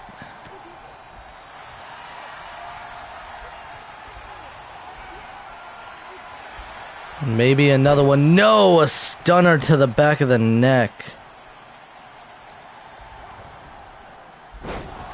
And it doesn't seem like Triple H is having it, though, and in the slightest for this fight. We just got a update on Buck Dermott. He is now cleared to wrestle. A big knee off the top rope. Buck Dermott is cleared to wrestle, and he has this message to say. I told Scott Steiner that I was going to give it my all tonight, and that is exactly what I did. You can bring your little friends in to attack me, but you made a mistake. You left me breathing. I know who my attackers were, and I want you to be prepared. I'll have some things to say on Raw, and you better be ready to see. And you better be ready. See you soon, Scott. Hey, And as for Buck though. Oh. very, very dominant words by Buck. Moxley trying to go for Death Rider here. Not working very much. Moxley getting hit with a big knee to the face by Triple H. What do you think is the move to end this match here? Because once Moxley sees blood, it is all over for Triple H. And that's the thing.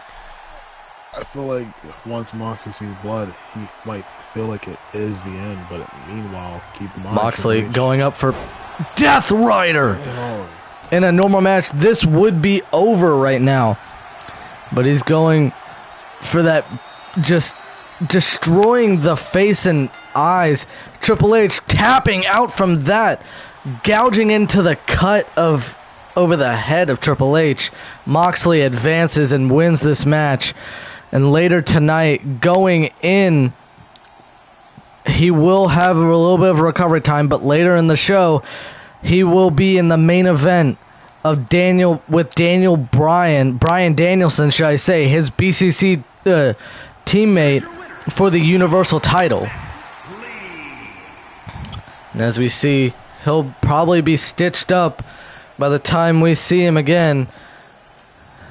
But still, nonetheless, here we are to see how it is.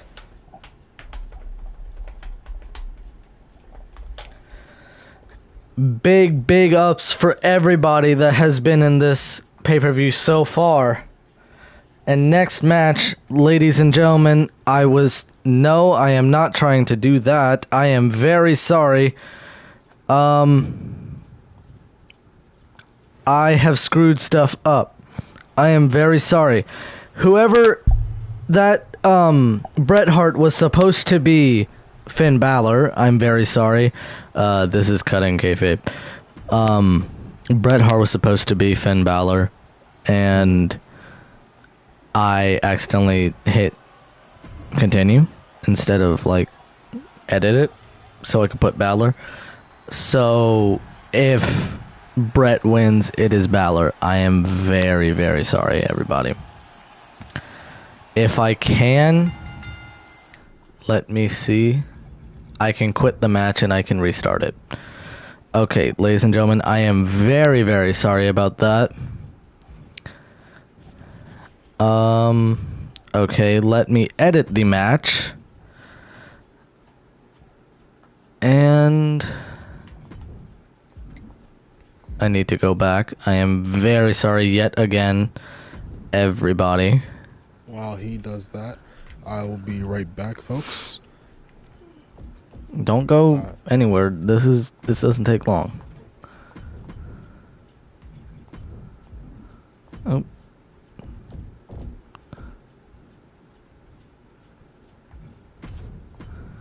It seems that Max Raiden here has been having a little bit of technical difficulties. But now it is time for the Art House title triple threat match here. If I am able to find the title. There it is. This is to determine who will be the champion. But ladies and gentlemen, give me 1 second. Here we are. Okay, Max here is back now. So, have fun with this match now. It is the triple threat for the Art House title. Finn Balor winning the first match against, in the semifinals, advancing to this last match against Yokozuna Kane. And this is going to be a, as good old JR would say, this is going to be a slobber knocker.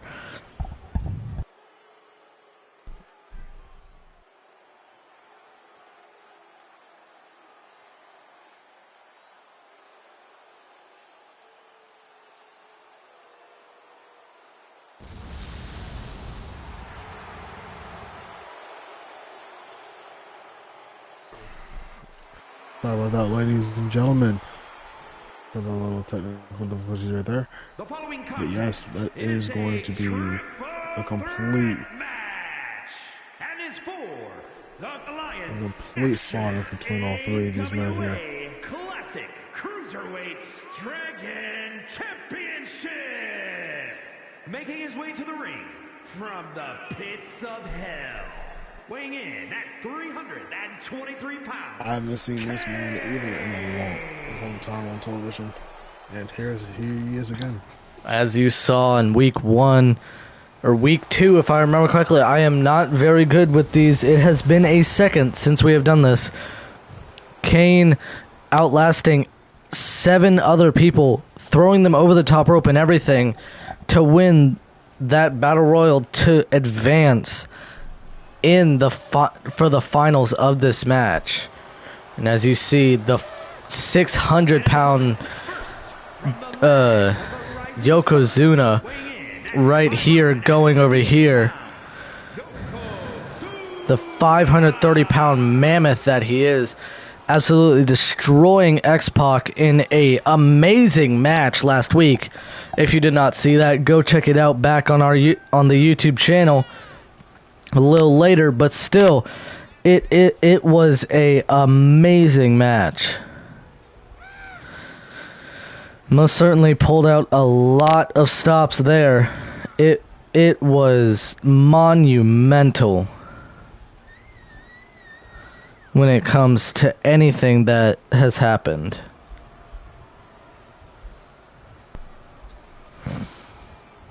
And as you see, Yokozuna just calmly getting into the ring. Yokozuna, a very, very dangerous man in the ring, especially with everything that he's had. Ryan from Rev Pro, the owner of Rev Pro, saying, honestly, this match is going to be interesting for the clashes. They're 2 massive men, being Yokozuna and Kane, and Finn Balor being smaller. But if he conjures the demon, there's no doubt he's going to win this match. Finn Balor, the man to beat CM Punk earlier tonight with the coup de grace. Do you think that could be a factor? Do you think that that's taken out of question with these 2 men, especially Yokozuna, with him having all that extra weight on him? Would he even feel it? Yes, 100%. Because the heart, and one thing I remember, at some point it would dull the blow, though. True, at one point, yes. But again, the bigger they are, the harder they fall.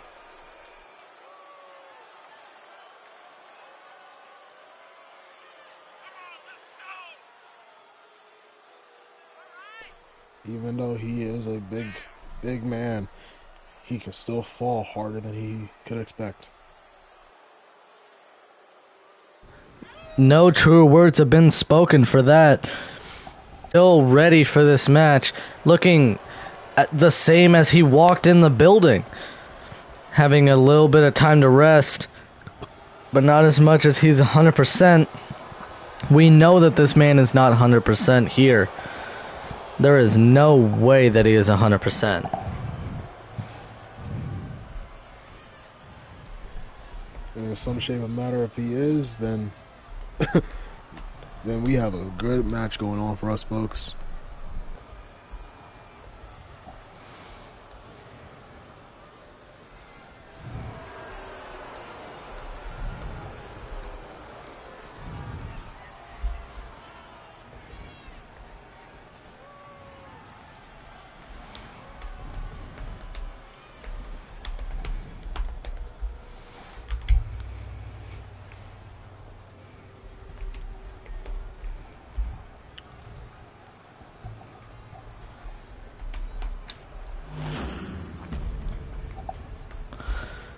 And as you see, that Art House title right there, a very prestigious title for this, for Rev Pro. This is the finals of the Art House tournament to crown the first ever Art House champion in Rev Pro history. And as you see, the match starts off, and the two big men immediately just glancing knees and immediately going after the smaller frames, Finn Balor. Yokozuna not being taken advantage of for that, and Finn Balor just getting pushed out of the equation immediately. And a big Uranagi onto Kane. I didn't even know he could pick up that weight. Oh my lord. You see the smaller man trying his best to go for and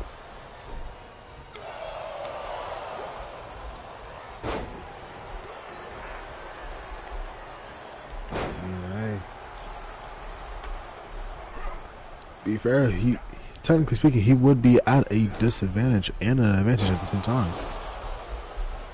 And ladies and gentlemen, if you are not on here on Twitch talking to us live on here, having fun and interacting with us, we are on YouTube as well on my channel. And come after Hell in a Cell, there will be a NSC YouTube channel for every single video that will come up on here. It will be edited from Ryan. The Rev Pro GM will be editing the videos for this and chopping them up so it is very, very smooth and everything to make y'all very happy with us. So, without further ado, immediately Yokozuna grabbing a kendo stick, which looks almost just like a walking cane in his massive hands.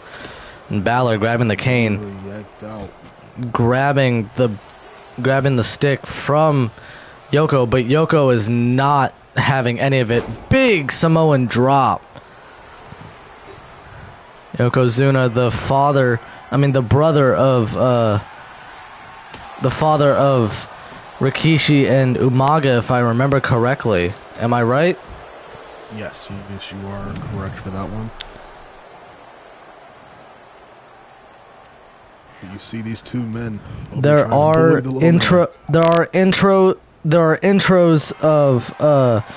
intros are coming after Hell in a Cell on the NSC YouTube channel, but there are highlights of week 1 and 2 of NSC, and there will be highlights of Backlash on that channel. But after Hell in a Cell, that will be the full place where you can find all your NSC content every time that you see us live.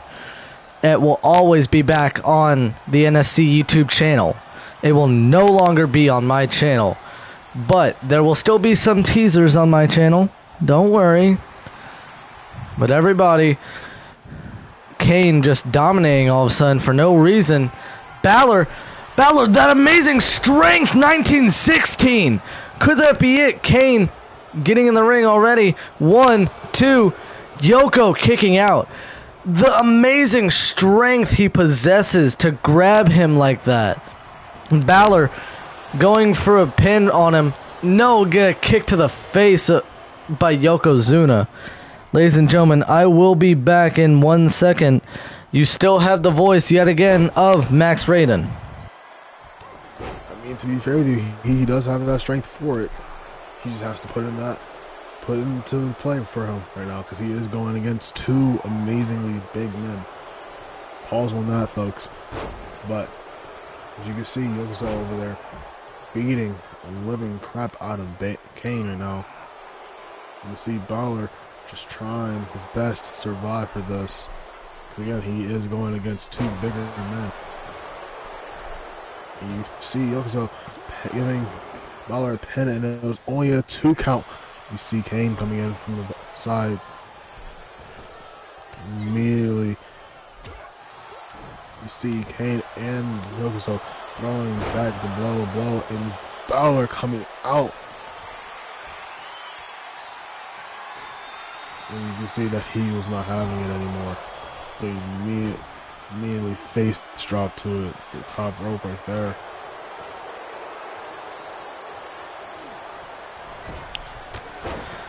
Big drop kick to Kane. Just does nothing to him right now. Ladies and gentlemen, Kane just flattening Balor in the corner. You have to think, who is going to be the victor? Balor already shown a while ago that he has amazing strength, hitting a 1916 on the 530 plus pound Yokozuna there.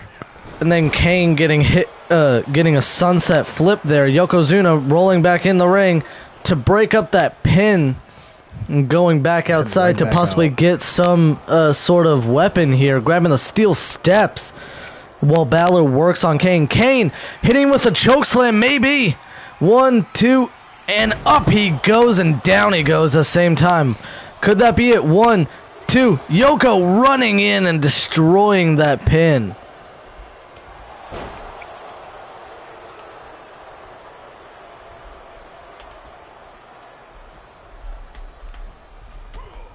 You see Balor taking as much advantage of him being down so he can go back to being close enough to 100%. And giving Balor, there is no way Balor is still 100%, but he could hit a coup de grace immediately. Could this be it? Kane could throw him out of the ring and just win this match already here. Balor not going to let that happen right now.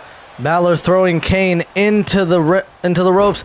Big stomp. Balor jumping about 6 to 7 feet. And if I'm not mistaken, big sling blade. Yokozuna rolling out of the ring. Balor taking out that hand of Kane, not able to do the falling or the choke slam there with that hand.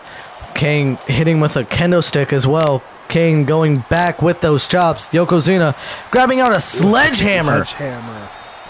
What is with this ring? We need... Who are we paying to check this ring? I have no idea. Is Eric Bischoff the one checking this ring? Because this is not how this is supposed to go.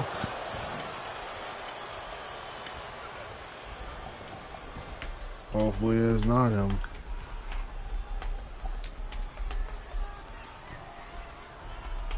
But immediately you see Balor and Balor immediately running off the ropes. Big drop kick to the face. Kane just taunting on the outside right now. Balor going to hit for another coup de grace. Kane going to break up that pin. Could he just throw Balor out and then once again just take the win for himself? Big slam onto Finn. Right, going for Finn. 1, 2, no. He could grab Yokozuna, but just thought he was not fresh enough for a fall right there. Yokozuna, big headbutt to the head of Kane. Well, obviously a headbutt is to the head, but still. Balor maybe trying to get that shotgun dropkick out. No, big elbow by Yokozuna. Another one. Yokozuna throwing him into the referee accidentally. Hope the referee's okay. Sling blade. Balor. What is Balor thinking here? Throwing him into the ropes. A big arm drag. What will and power does he possess? Ladies and gentlemen, I have no clue where this power is coming from. Yokozuna waiting behind him just to destroy Balor. Balor rolling out underneath the ropes onto the apron. And Kane getting kicked into the stomach, falling onto that chair. 1, 2, no! Balor knowing he'll kick out for that. Could Balor be conjuring the demon here is a good question from RevPro GM Ryan here. Could Balor be conjuring the demon with all this strength here? You know, his never back down attitude for this. Big sidewalk slam. Could that be it? 1. No! Balor breaks it up at 1. Balor, big DDT to Kane as well. You know, you have to think, Balor is not 100%, so he has to have some sort of power, whether conjuring the demon or some sort of just adrenaline boost for him to be with these two massive men in this match right now. It seems like he most likely be conjuring the demon, though. Well, I would say, too, Balor is just, there's no proper way to describe what Balor is. He is a carbon copy of himself. If in any way that makes sense, he is a carbon copy of himself. But right now, Yokozuna dragging him to the turnbuckles here. Bonsai drop, maybe. Bonsai drop, and Kane immediately breaking it up with a kick. Kane going for a chokeslam, maybe. This could be it. No! Not gonna let him lift him up. And Kane! What the hell? Kane just got lifted up in the air. 1, 2, no! What are these men made of right now? What did I just see? What in the world did we just see, Max? I have no idea. Could be going for a second bonsai drop here. You think he'll be able to pull off a second one here? 100%. If Kane stays back there, it's haunting. Very true. Kane may just be able to take him out at one point. Not going for the pin, though. May throw him out of the ring and just go for Balor at some point. See if he can. May go to pin Balor here. No, going for a powerbomb of his own as well. Powerbomb! Oh, that could be it. 1, 2, 3, and your first ever Art House champion is here. We have to get... I guarantee you Balor has something torn or ruptured. But then again, your first ever Art House champion for Rev Pro. Here it is the demon, is the devil's favorite demon, Kane. Alliance Action, AWA Classic Cruiserweight Dragon Champion, Kane. Okay, to break, I'm very sorry, folks, about that. But still, your first ever Art House champion, here you have it, is Kane. And next up, if I believe, after going to see what is up with this, is a rivalry in the making. Is just a very, very, very monumentous rivalry. If we could get some feedback on what has happened with this match here, with this rivalry from either Buck or even you, Max, or Ryan. This is Kota Ibushi versus Randy Orton for the Last Man Standing in a Last Man Standing match, and it is for the World Heavyweight Championship. So without further ado, ladies and gentlemen, here you have what is set up to be a grueling match. As you know, I've been in the ring with Kota Ibushi. You have been in the ring with Randy Orton many of times, Max. Had a very, very amazing series of matches in 2014 with Randy Orton. What are their mindsets going through in this match? Could be a variation of things, Reese. Oh, you, Tyler. Alright. This is really good. My brain. It's okay. Little slip-ups here and there. Hits my brain a little bit.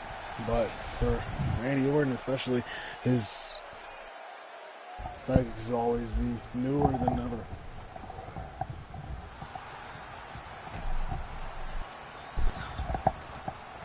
And as I've been getting word from Buck Dermont, he is cleared to wrestle yet again. He is ready for a fight.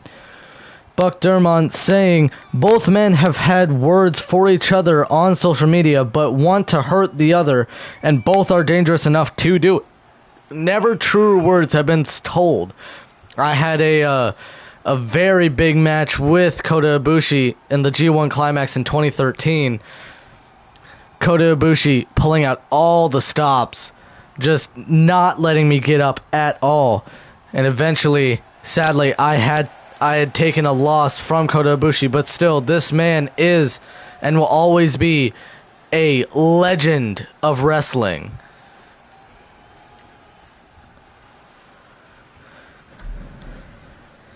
This man is dangerous, and here, speaking of dangerous, you have the Viper, Randy Orton, the World Heavyweight Champion. Now, Max, what can you tell me about Orton, with you having those series of matches going from a Hell in a Cell to a steel cage to a non-sanctioned match? Variation of things, but that man is more unpredictable than most people would think.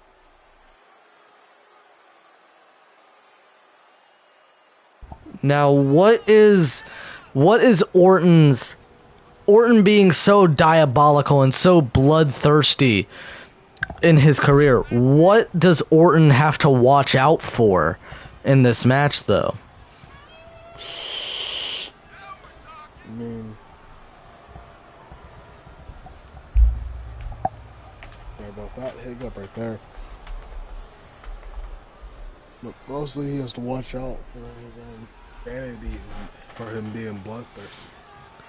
Very much, and that dangerous punt kick of Randy has taken out so many men. Even back in 2007 or 2006, he punted John Cena's father in that very front row on the right. But still, that is something Kota Ibushi does have to watch out for. Orton coming back from back surgery just not that long ago. Do you think that will still haunt Randy with the RKO, still having to be a little careful with that? I feel like Randy has to be more careful than he should be most of the time. And from Japan, weighing in at 208 pounds, Goldman Colts Bush. Kota Ibushi being right here. From St. Louis, Missouri, weighing in at 245 pounds, he is the World Heavyweight Champion, Randy Orton. And you have to remember, from last week or 2 weeks ago, Kurt Angle is still on the shelf from Randy Orton's recent actions with the punt kick. That soccer-like punt to the skull of his opponent is so devastating. If he's not careful, he could kill Kota Ibushi in this match. Yes, it can. Ladies and gentlemen, yet again, I will be right back. You still have the voice of one of the voices of SmackDown. You still have Max Raiden. Immediately going out with a full ready tactic for him. You see, these two men are always been dangerous to every man known. But that's not going to stop either one of them from going out with a big bang.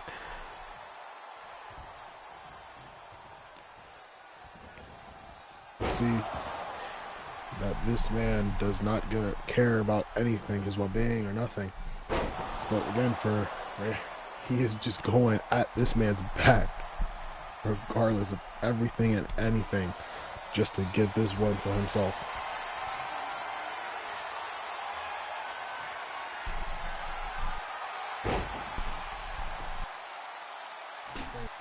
Just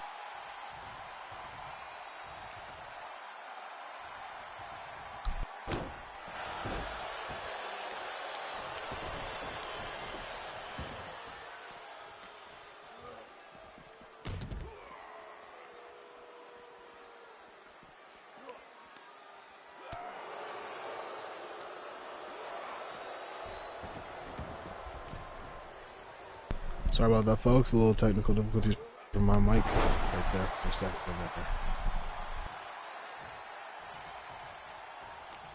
But with Randy Orton, he has always been bloodthirst for everything that he does. We do have to get some better studio grade quality mics, though, in some way for you. But still, I am back for the time being, and still, this match, as I can see, oh my god, just catching German suplex. That as to become a theme as well. A lot of people that have been in this match, been in these matches tonight, there's just something coming over them with these, German suplexes.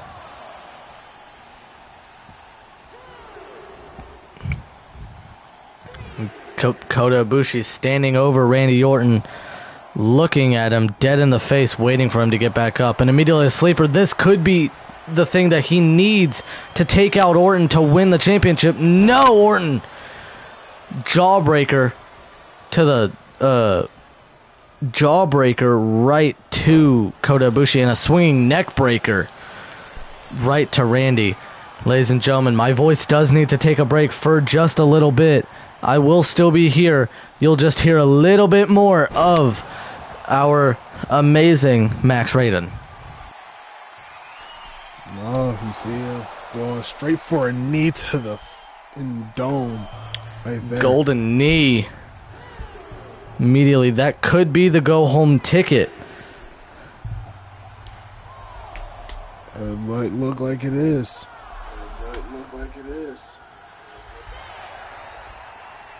At this rate, if Randy doesn't get up now, it is the golden ticket for him. Up, and no, never mind. You see Randy right here getting up. Immediately holding his head. You know that sucker had to hurt.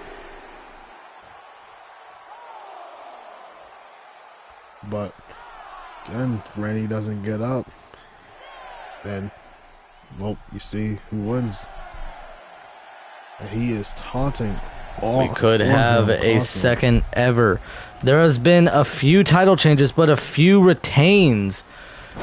Most of the night there has been retains, and there has been a new champion in Kane just last match.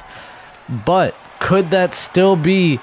Could that luck change in a new champion tonight with Kota Ibushi? Oh my God! Just a spiking Poison Rana. You see Randy struggling to feel. Randy struggling to feel anything in his body. Sorry to take what you just said. I mean, to be fair with you, he is struggling. Look at his legs, folks. He might not be trying to get feeling back in his legs, back in his hands. Oh, and the dastardly Randy. A low blow straight to him. Randy going up in no man's land for him. Not normally going for this elbow drop. Randy pulling out all the stops so he can still be the World Heavyweight Champion. Randy is struggling so far. It's been all Kota for the most part. That is very true. But you see Randy going for this. Kota with just that big slap and a big arm drag over onto the steps on his back. Oh my lord, this match is already off to a amazing start. And this is almost, I can tell the end is near already though. But this match, oh my lord, ladies and gentlemen. It is amazing.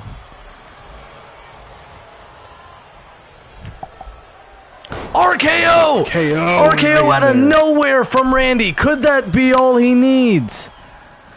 Could that all he could that be all he needs for it?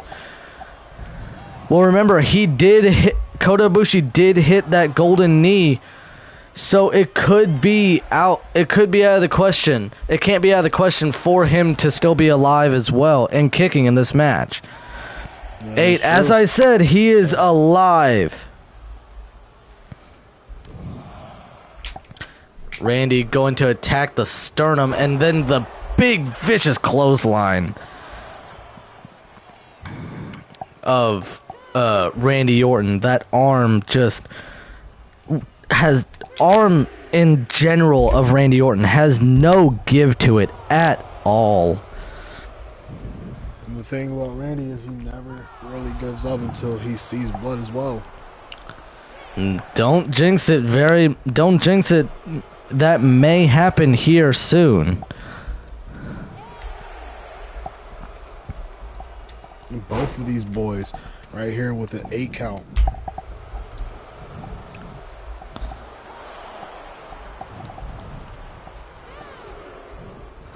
Ladies and gentlemen, Kota Ibushi cut underneath his right eye, under his left eye. I can see from where I'm sitting here. Randy just is relentless on this assault here, and a big DDT here. Maybe going to take him out. That may take him out here. Kota getting up at 4. You know that has to fuel something in Randy here. Oh, 100%. Kota missing that Pele kick, getting caught up in the ropes. And a big bulldog to Randy here. Kota just immediately recovering from that RKO still. Kota, big stalling type side suplex there. This match is already set up to be match of the year. Is already setting up to be a match of the year. Big shining wizard. Oh my lord, could that be it? We'll find out right now. Orton holding his head still from that. Orton up after 4. You think maybe a table spot or a chair shot to the head could at least weaken Randy to about an 8 or 9 count. I mean, Speaking of a headshot, Poison Rana right to another again, hitting Randy. Remember, vertebrae goes all the way down your spine, makes your entire. If you do not have that, your body is not gonna work at all. Orton needs to keep that away. Needs to keep the legs of Ibushi away at all times. Orton cannot take any more of those shots. Orton hearing voices in his head here, maybe thinking something. Oh, big kick to the stomach. Big soccer kick to the chest there. Immediately, Orton just staring down Kota Ibushi here. You know, deep inside his mind, he is telling him to get up or stay down, and he's telling him to stay down. His idea right now of getting up is literally beating him to a pulp yet again. Those famous calculated stomps of Orton. Kick to the face right afterwards. Big kick to the head. Orton pumping himself up for an RKO. Oh, RKO yet again. Can that be it? Vintage Orton for those stomps as well. Could that be it? Could that be all she wrote for this match? Ladies and gentlemen, this match has been already amazing. If Kota gets out of this, I'm winning the lottery next week. If he loses this, I'm winning the lottery next week. Oh my lord, he is up! Kota Ibushi is up, and a big knee to Orton. And Kota, big clothesline misses to Orton. He may be still dazed out of that RKO, though. Orton getting thrown to the outside. First time we see them on the outside together in this match. What is... Oh, another golden knee. Another golden knee to Orton. Orton is not moving at all. Something needs to be... somebody needs to check on Orton immediately. He is not moving at all. I think Kota Ibushi has just killed Randy Orton. This man is not moving at all. How are these two men still fighting? Are we going to see a new World Heavyweight Champion? No! That is the very Orton is first back count. up at 9.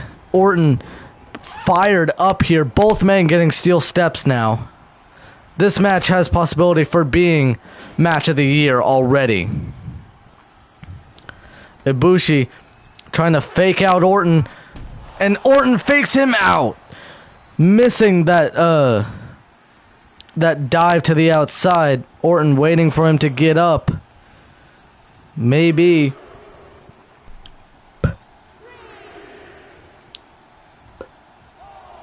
He is moving slightly. Kota Ibushi getting up after 4, I believe. And Orton.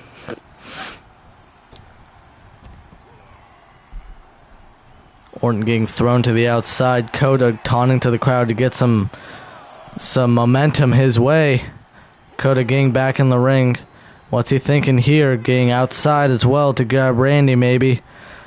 May have an idea.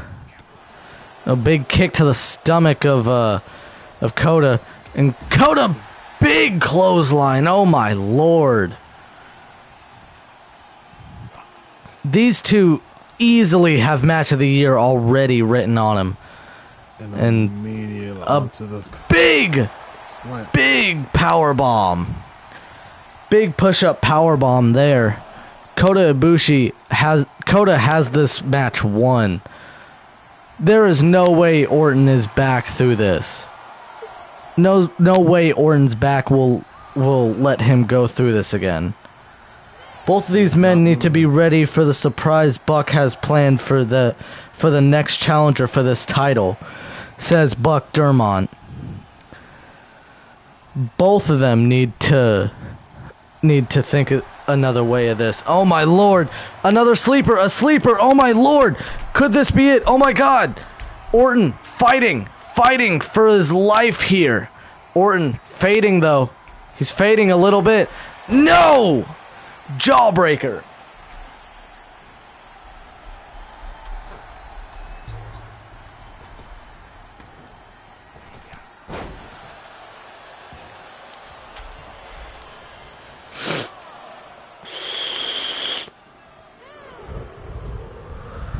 Orton already somehow getting an upper hand for that. You see, Carol. Right back up after 4. Immediately. Oh, Tombstone pile driver, dropping him on his neck. That could be what he needs.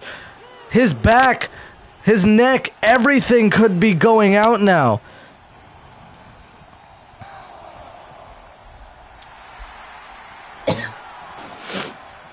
Kota Ibushi just taunting him now to get up, begging him to get up.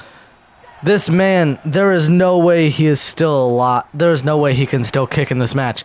How is he back still up? Kicking in the match. Oh my lord! Exploder suplex? No. Back into a pullover slam.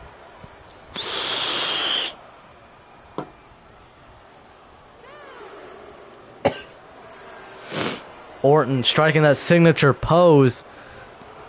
Randy sizing him up for something, I want to say. Big drop kick to the face. What is he thinking of now? Orton trying to regain his breath here.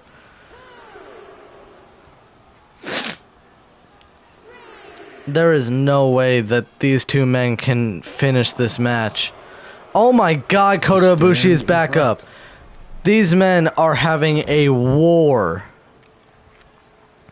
What did you say there, Max? I will stand incorrect, actually. I can stand incorrect very much. Yes, clothesline over the top rope. This is easily match of the year. It has to be. Slammies are on their way for these two men as we speak, more than likely. Kota Ibushi. No!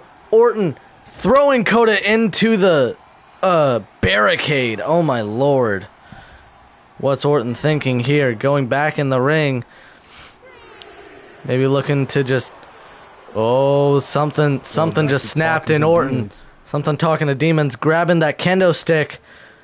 Ibushi getting out of the way and just fury of elbows and strikes and legs to Orton, knocking him down to his to not a vertical base here, and trying to hit him in the head. Oh, a headshot with the steel steps here.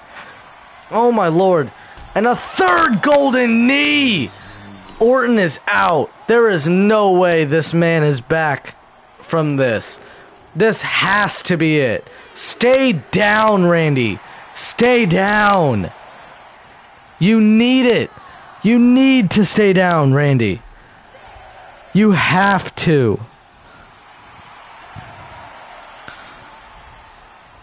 Orton, please stay down. It's for your own good.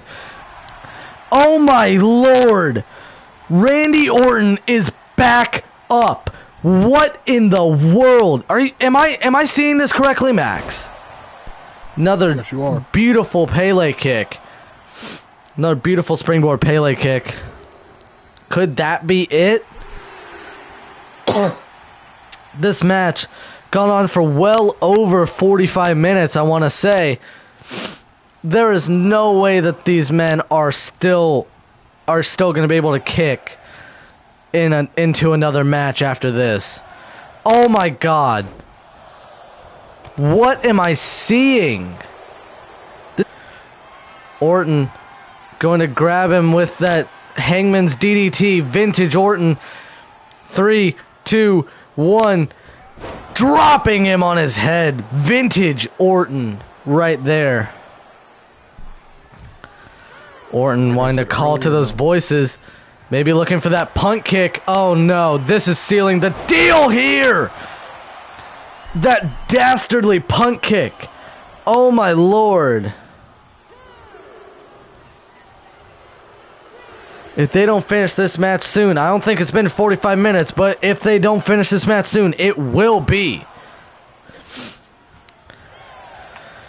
There's no way. Kota Ibushi has to be out after this. Orton talking to those demons again.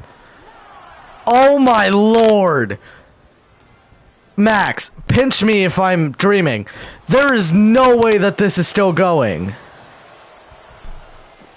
Like I said, Orton, he's always been bloodthirsty. Stop the damn match!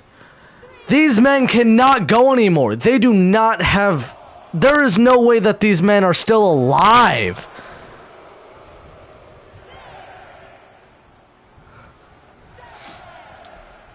Oh my god. How is he still up? How are they still fighting? They are running on fumes now.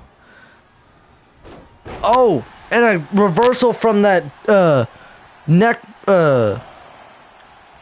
breaker. Kota Ibushi waiting for him to get back up. Stay down, Randy. You need to. This is going to be the career-ending match of Randy Orton. Oh my god, another dragon suplex. Orton's neck is done. His back, his neck, it's done. Ibushi ready for something here. Going for that golden knee. Running golden knee, that is it. That has taken out so many men. There is no way that does not take him out.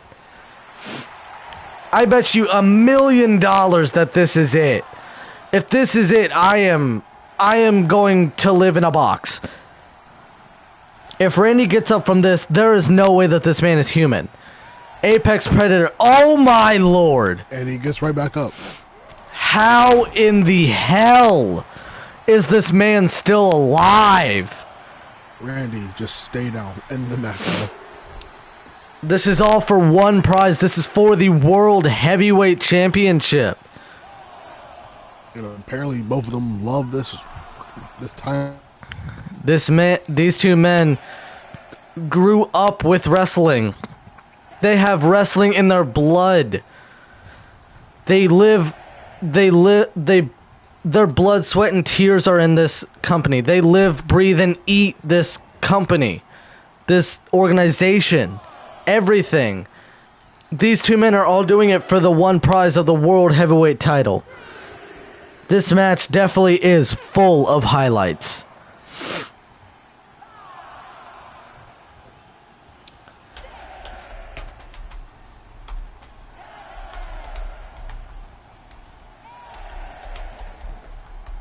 Oh my God, how is Randy Orton still alive? And a big slam onto the apron. Could that be it? Could that be it for Kota Ibushi? That slam, I heard something. Because if he gets up, then I gotta live in a box. Looks like I'm living in the box, everybody.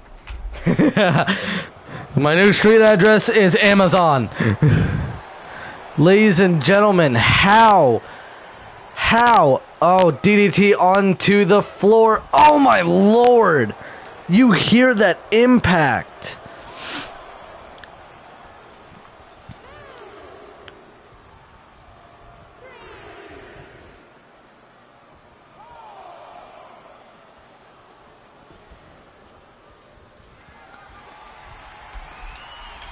You see him going before a kendo stick.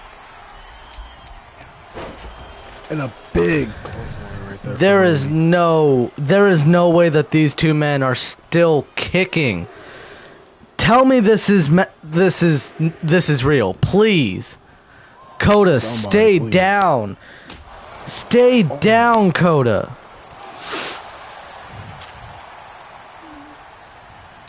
Randy, Kota, one of you need to stay down. Oh my God, just fury. This like these men have caught a second wind. Missing a dragon suplex, German suplex, straitjacket suplex, whatever you want to call it. Oh my Lord. At this point, and Randy's over here waving him on to get up. They're all fighting for one prize, that is the World Heavyweight title. This means so much to Randy. Means so much to Randy's father, his grandfather. Means so much to Kota Ibushi.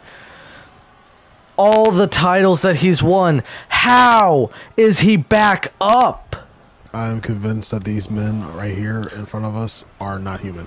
These men are not human in the slightest. Orton going for another RKO. Will this be it to finish the match? RKO! Could this be it? Stay down. Kota, stay down. Stay down. It's what you need to do. You will get another title shot. Stay down. These men are not human. Kota, stay down. Kota, I will. Kota, oh my Lord. Kota Ibushi is still alive in this match and kicking. What the hell? Oh, and just big hits with that kendo stick, breaking the kendo stick on Randy's head. I think that made the cut even more prominent on his head. There is no way he is still kicking in this match anymore. No. Randy, stay down. Orton, stay down. You'll get your title back again. Stay down. How is he still alive? Stay down. At a 9 count. Ladies and gentlemen, stay down. Here is your winner and new World Heavyweight Champion after almost 30 minutes of a match.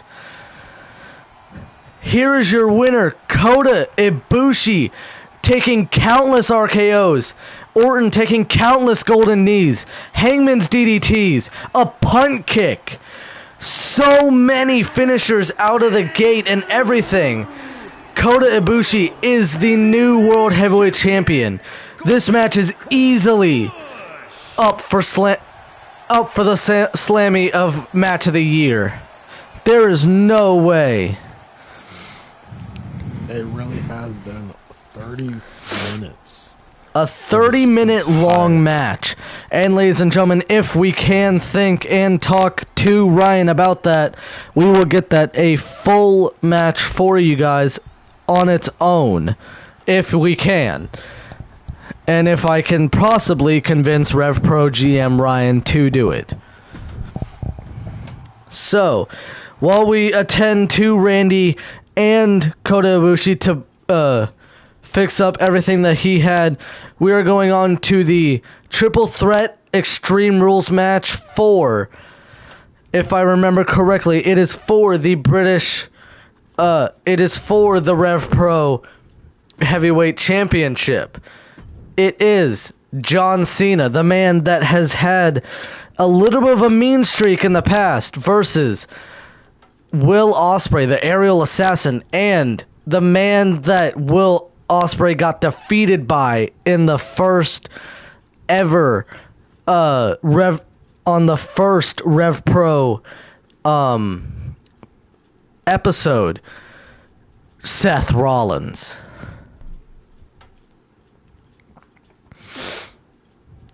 So, ladies and gentlemen, as we get this match underway, cleaning off the blood on the canvas and everything, who is your pick to win this match?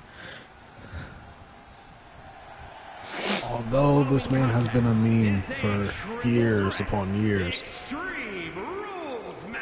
I still feel like he will be a bloodlust for this entire match, Cena. This is one of my favorite things of me, still being a wrestler, but going into commentary. This is what I get to see on a daily basis. There is nothing like watching these matches. There is nothing like NSC. There is nothing like Backlash. Tonight is a very special night for this, and as you see, 20 years of John Cena, 25 years of Cena, 20 years of Cena. That is amazing. This man made his debut in 2002 and decided, I'm sticking around. I am not gonna give up, as he always says.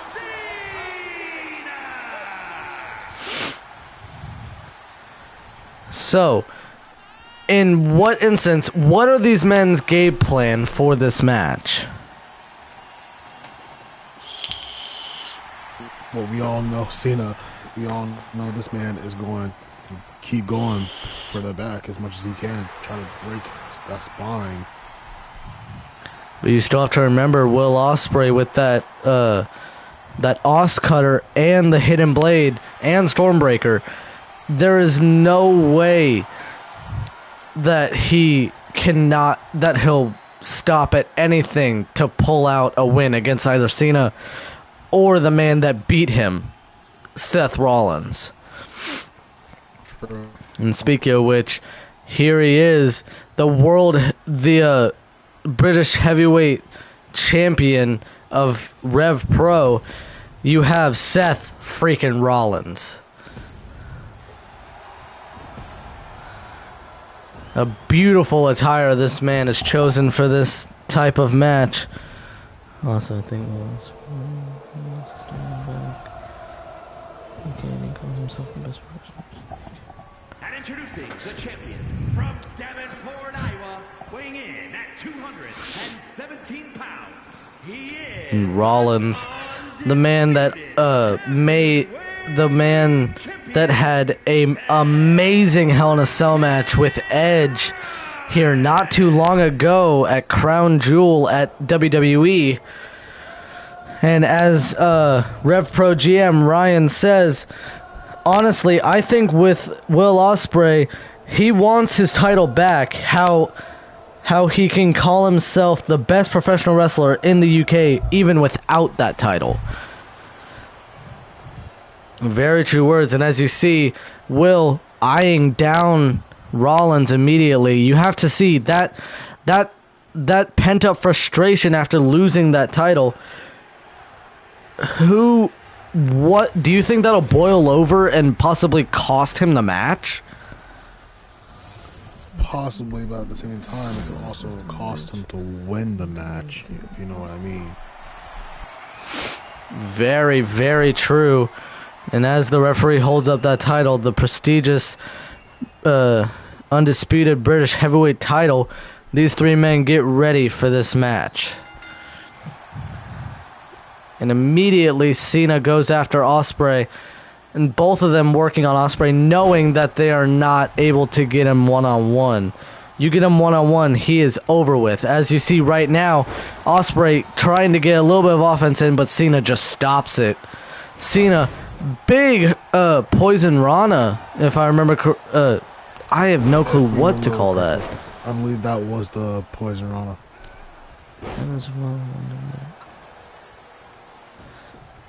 The good question is, what is the dark side of Cena that we've seen here recently? Will that come to play a factor in this? Oh, Ospreay already trying to go for a cover.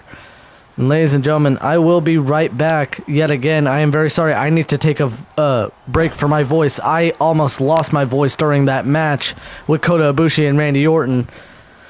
So I will be right back. You still have the voice of one of the voices of SmackDown, which is Max Raiden. And you have casually over here windmilling on. Over there was Cena in a massive crack with a bat. But as you can see, Cena over there with the steps again, hitting him upside the head.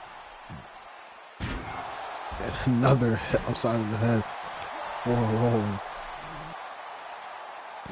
But hey, I think mostly for the fact of we've seen Cena being in a bloodthirsty manner, especially for, I think it was the last time he was on Fight. And then he was more bloodlusted than he is now.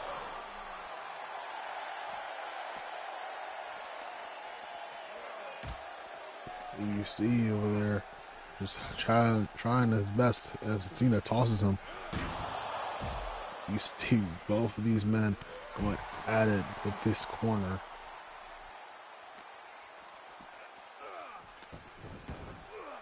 See Rollins throw him into the ring, and then you see Cena throw him Rollins into the ring.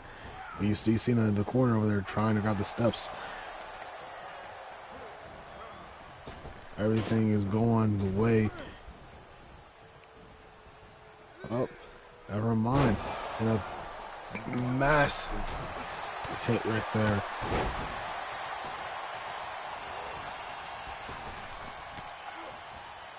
No. They're trying their best. At least three men are going in. They're just going ahead and bully this man at this point.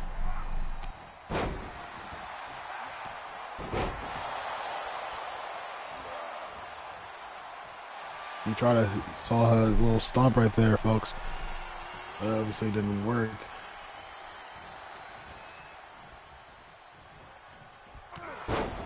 And a massive elbow to the back of Cena's head right there. You see him trying to catch his breath from that one hit.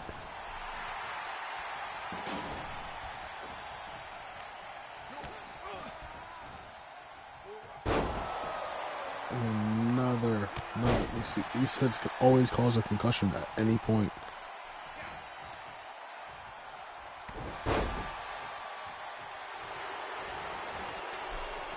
Where I see Rowan taunting. But it looks like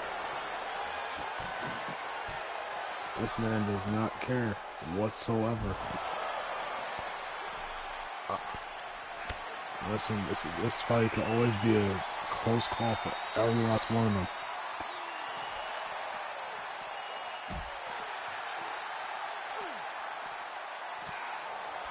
Hold on, folks. I am having a little technical difficulty right now, folks.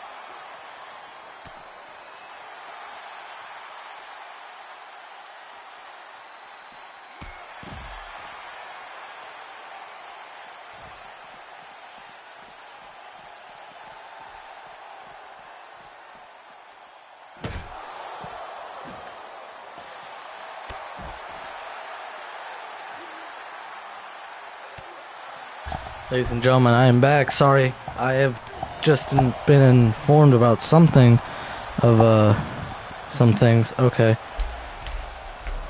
Ladies and gentlemen, I'm very sorry we are having technical difficulties. Give me 1 second. Max, are you still here? Yes, I am still here. Okay, I have restarted what we are using to watch and commentate for y'all. I am very sorry. If you can, go ahead and join that.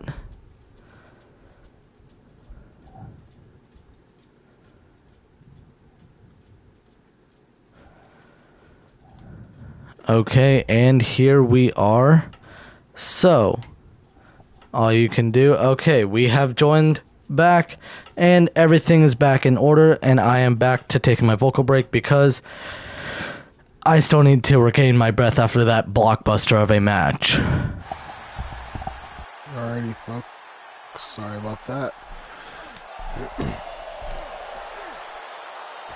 But you see Rowan back at it again.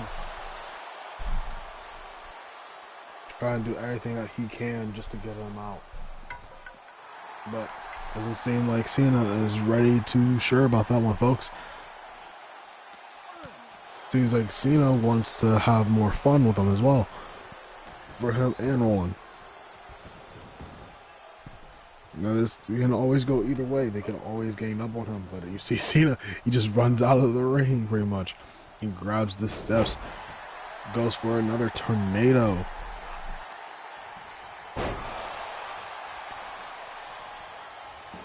And if I'm not mistaken, you see a lot of tornadoes in this entire backlash right here. Cena tried to go up behind Rowan to sneak him, but Rowan was not having it. And he grabs the stairs.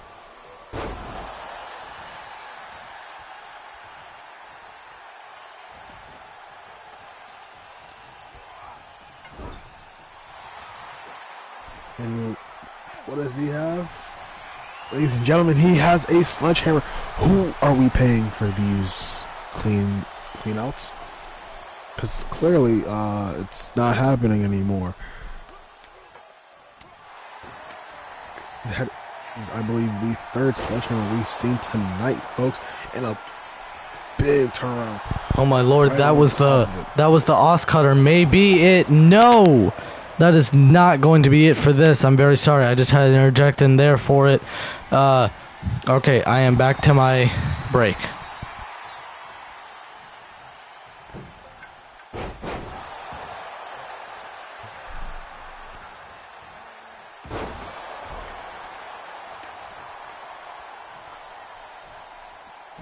I honestly think that we need to clean these rings out ourselves, though.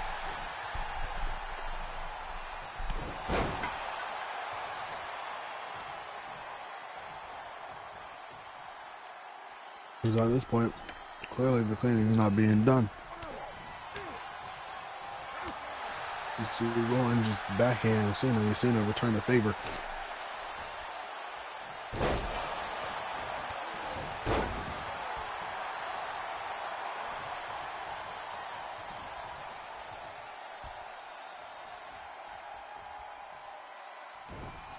You see that whole reversed right there.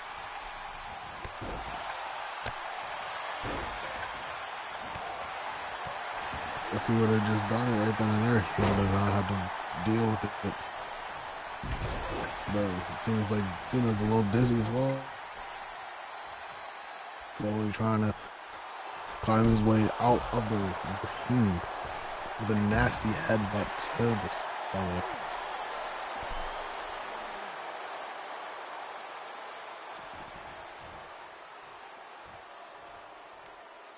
That man is not moving, folks. He might be dead. Let's hope that he moves. Oh, he's moving right now, actually, I was going to say. We see him sometime soon. You see Rowan over here with a gut shot to Cena. I think that made Cena a little bit too angry right there for that one. And they both right onto his back, onto the bat.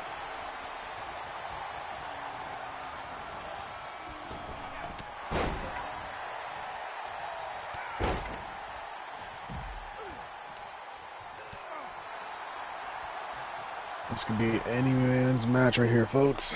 You never know. Never expect too soon or too late. Oh, and grabs that sledgehammer again. Hoping, but Cena just says, nope, not today.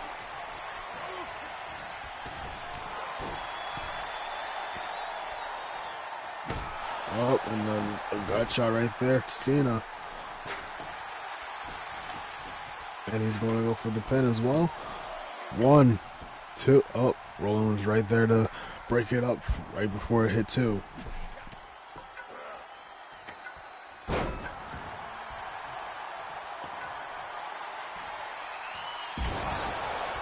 that is a dirty shot right there. See Cena. I believe that should be either our first one or second or third. Who knows for second count right there.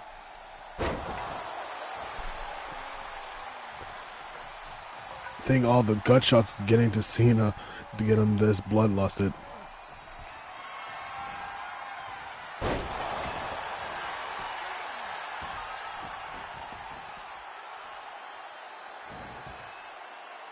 Meanwhile, these men are taking big blows after blows.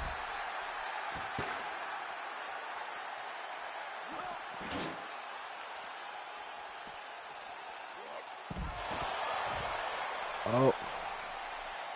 Seems like Roland caught a little bit of blood right there.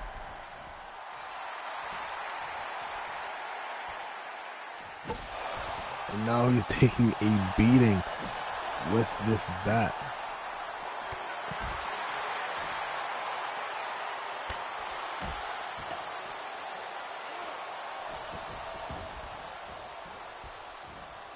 And if I'm not mistaken, Cena was the one that grabbed the sledgehammer.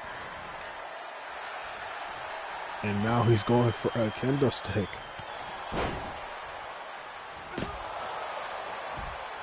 He's going to send a little beating.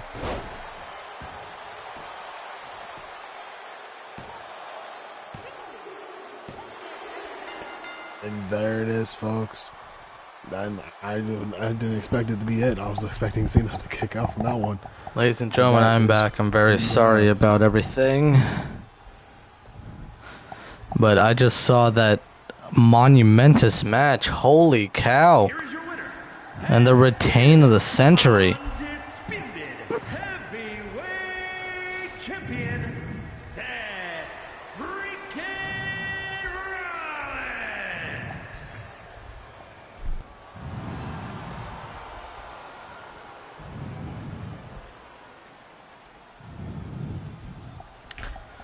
So, ladies and gentlemen, here you have it. You have still your Rev Pro British Heavyweight Champion, Seth freaking Rollins. Oh my lord. How in the world are we gonna top that? How? And here we go, the last match of the evening. This man has already been busted open once tonight. It is Jon Moxley versus Bryan Danielson. 2 BCC teammates. Jon Moxley's already been through a match with Triple H in a submission match, been busted open already. Do you think that scarring over there will be taken advantage of by Bryan Danielson? And a reminder, this is for the Universal title. I have just realized I am very sorry, everybody. I will have to restart this match. Give me 1 second.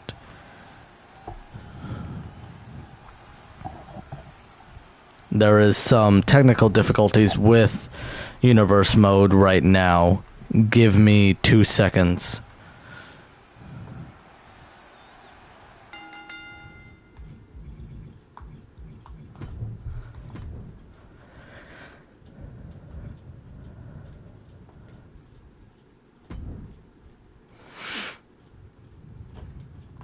But to answer your question, Reese, I think that scar is going to be taken advantage of. Tyler. Advantage of.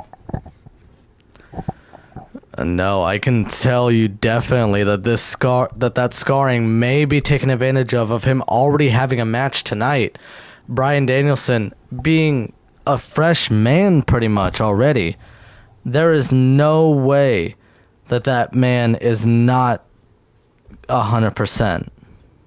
There is no way that Moxley is 100% after what he went through earlier tonight.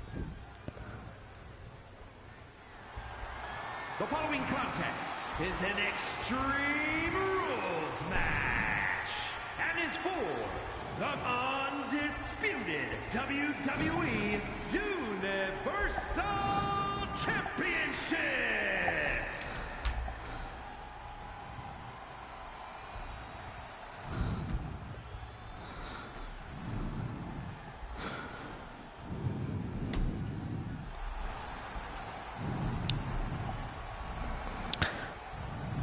And as you see, he's coming back into this ring again, ready to fight his one of his best friends pretty much here. I am gonna be shocked if they don't just pour a fake batch of blood on one of each other and tell the ref, hey, I won. I would not be shocked at all if that is what I see tonight.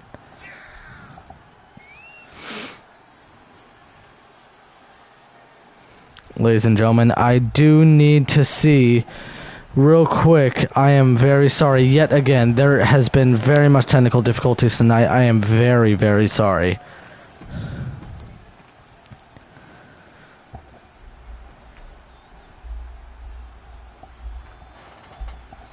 Ladies and gentlemen, I am so sorry about this.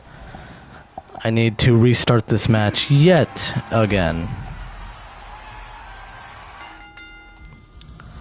Because, okay, never mind. I am so sorry. This is a first blood match. I got very, very paranoid. To do this correctly, I will restart the match just so it is a fair game. Okay, ladies and gentlemen, here we go. Straight out of the gates, a missile drop kick. Going for a head full of steam, but gets dropped off with that drop kick, but immediately gets in control, does Moxley. Do you think them being friends and in the BCC together, will they hold back at all together? Absolutely not. I mean, I wouldn't hope so.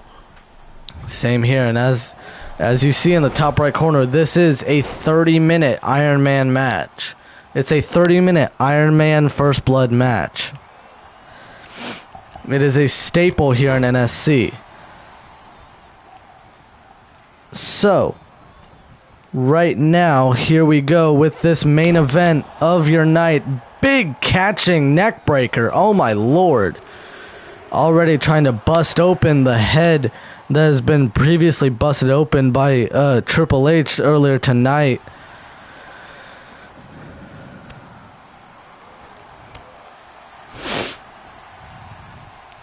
Okay, and here we go.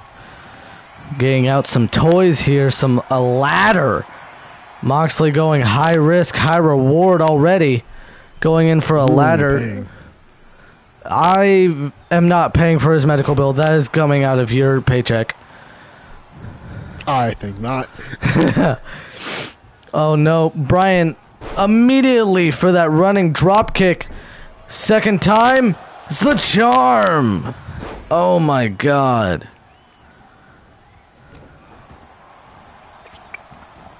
And that beautiful two drop kicks in the corner. And we want tables. The crowd has been answered already. This match is shaping up to be an amazing match already. Big kicks and big fists by Brian. And a big backhead clothesline. Oh my god. Oh, an armbar. This won't do much to... If he taps, this match isn't over. But still, it could be used to incapacitate him. Again, a submission, a sleeper hold. This is very vital. And a big jawbreaker to get out of it. Yes. Remember that surgically repaired neck of Bryan. And a neck and a brain buster. Speak of the devil, and something to do with the neck right there. And Bryan just getting reverse landing face first. And now Moxley going after the head of Bryan. These men, albeit being in the same faction, not holding anything back tonight. This is Backlash. This is for every time in WWE. Oh, heel hook.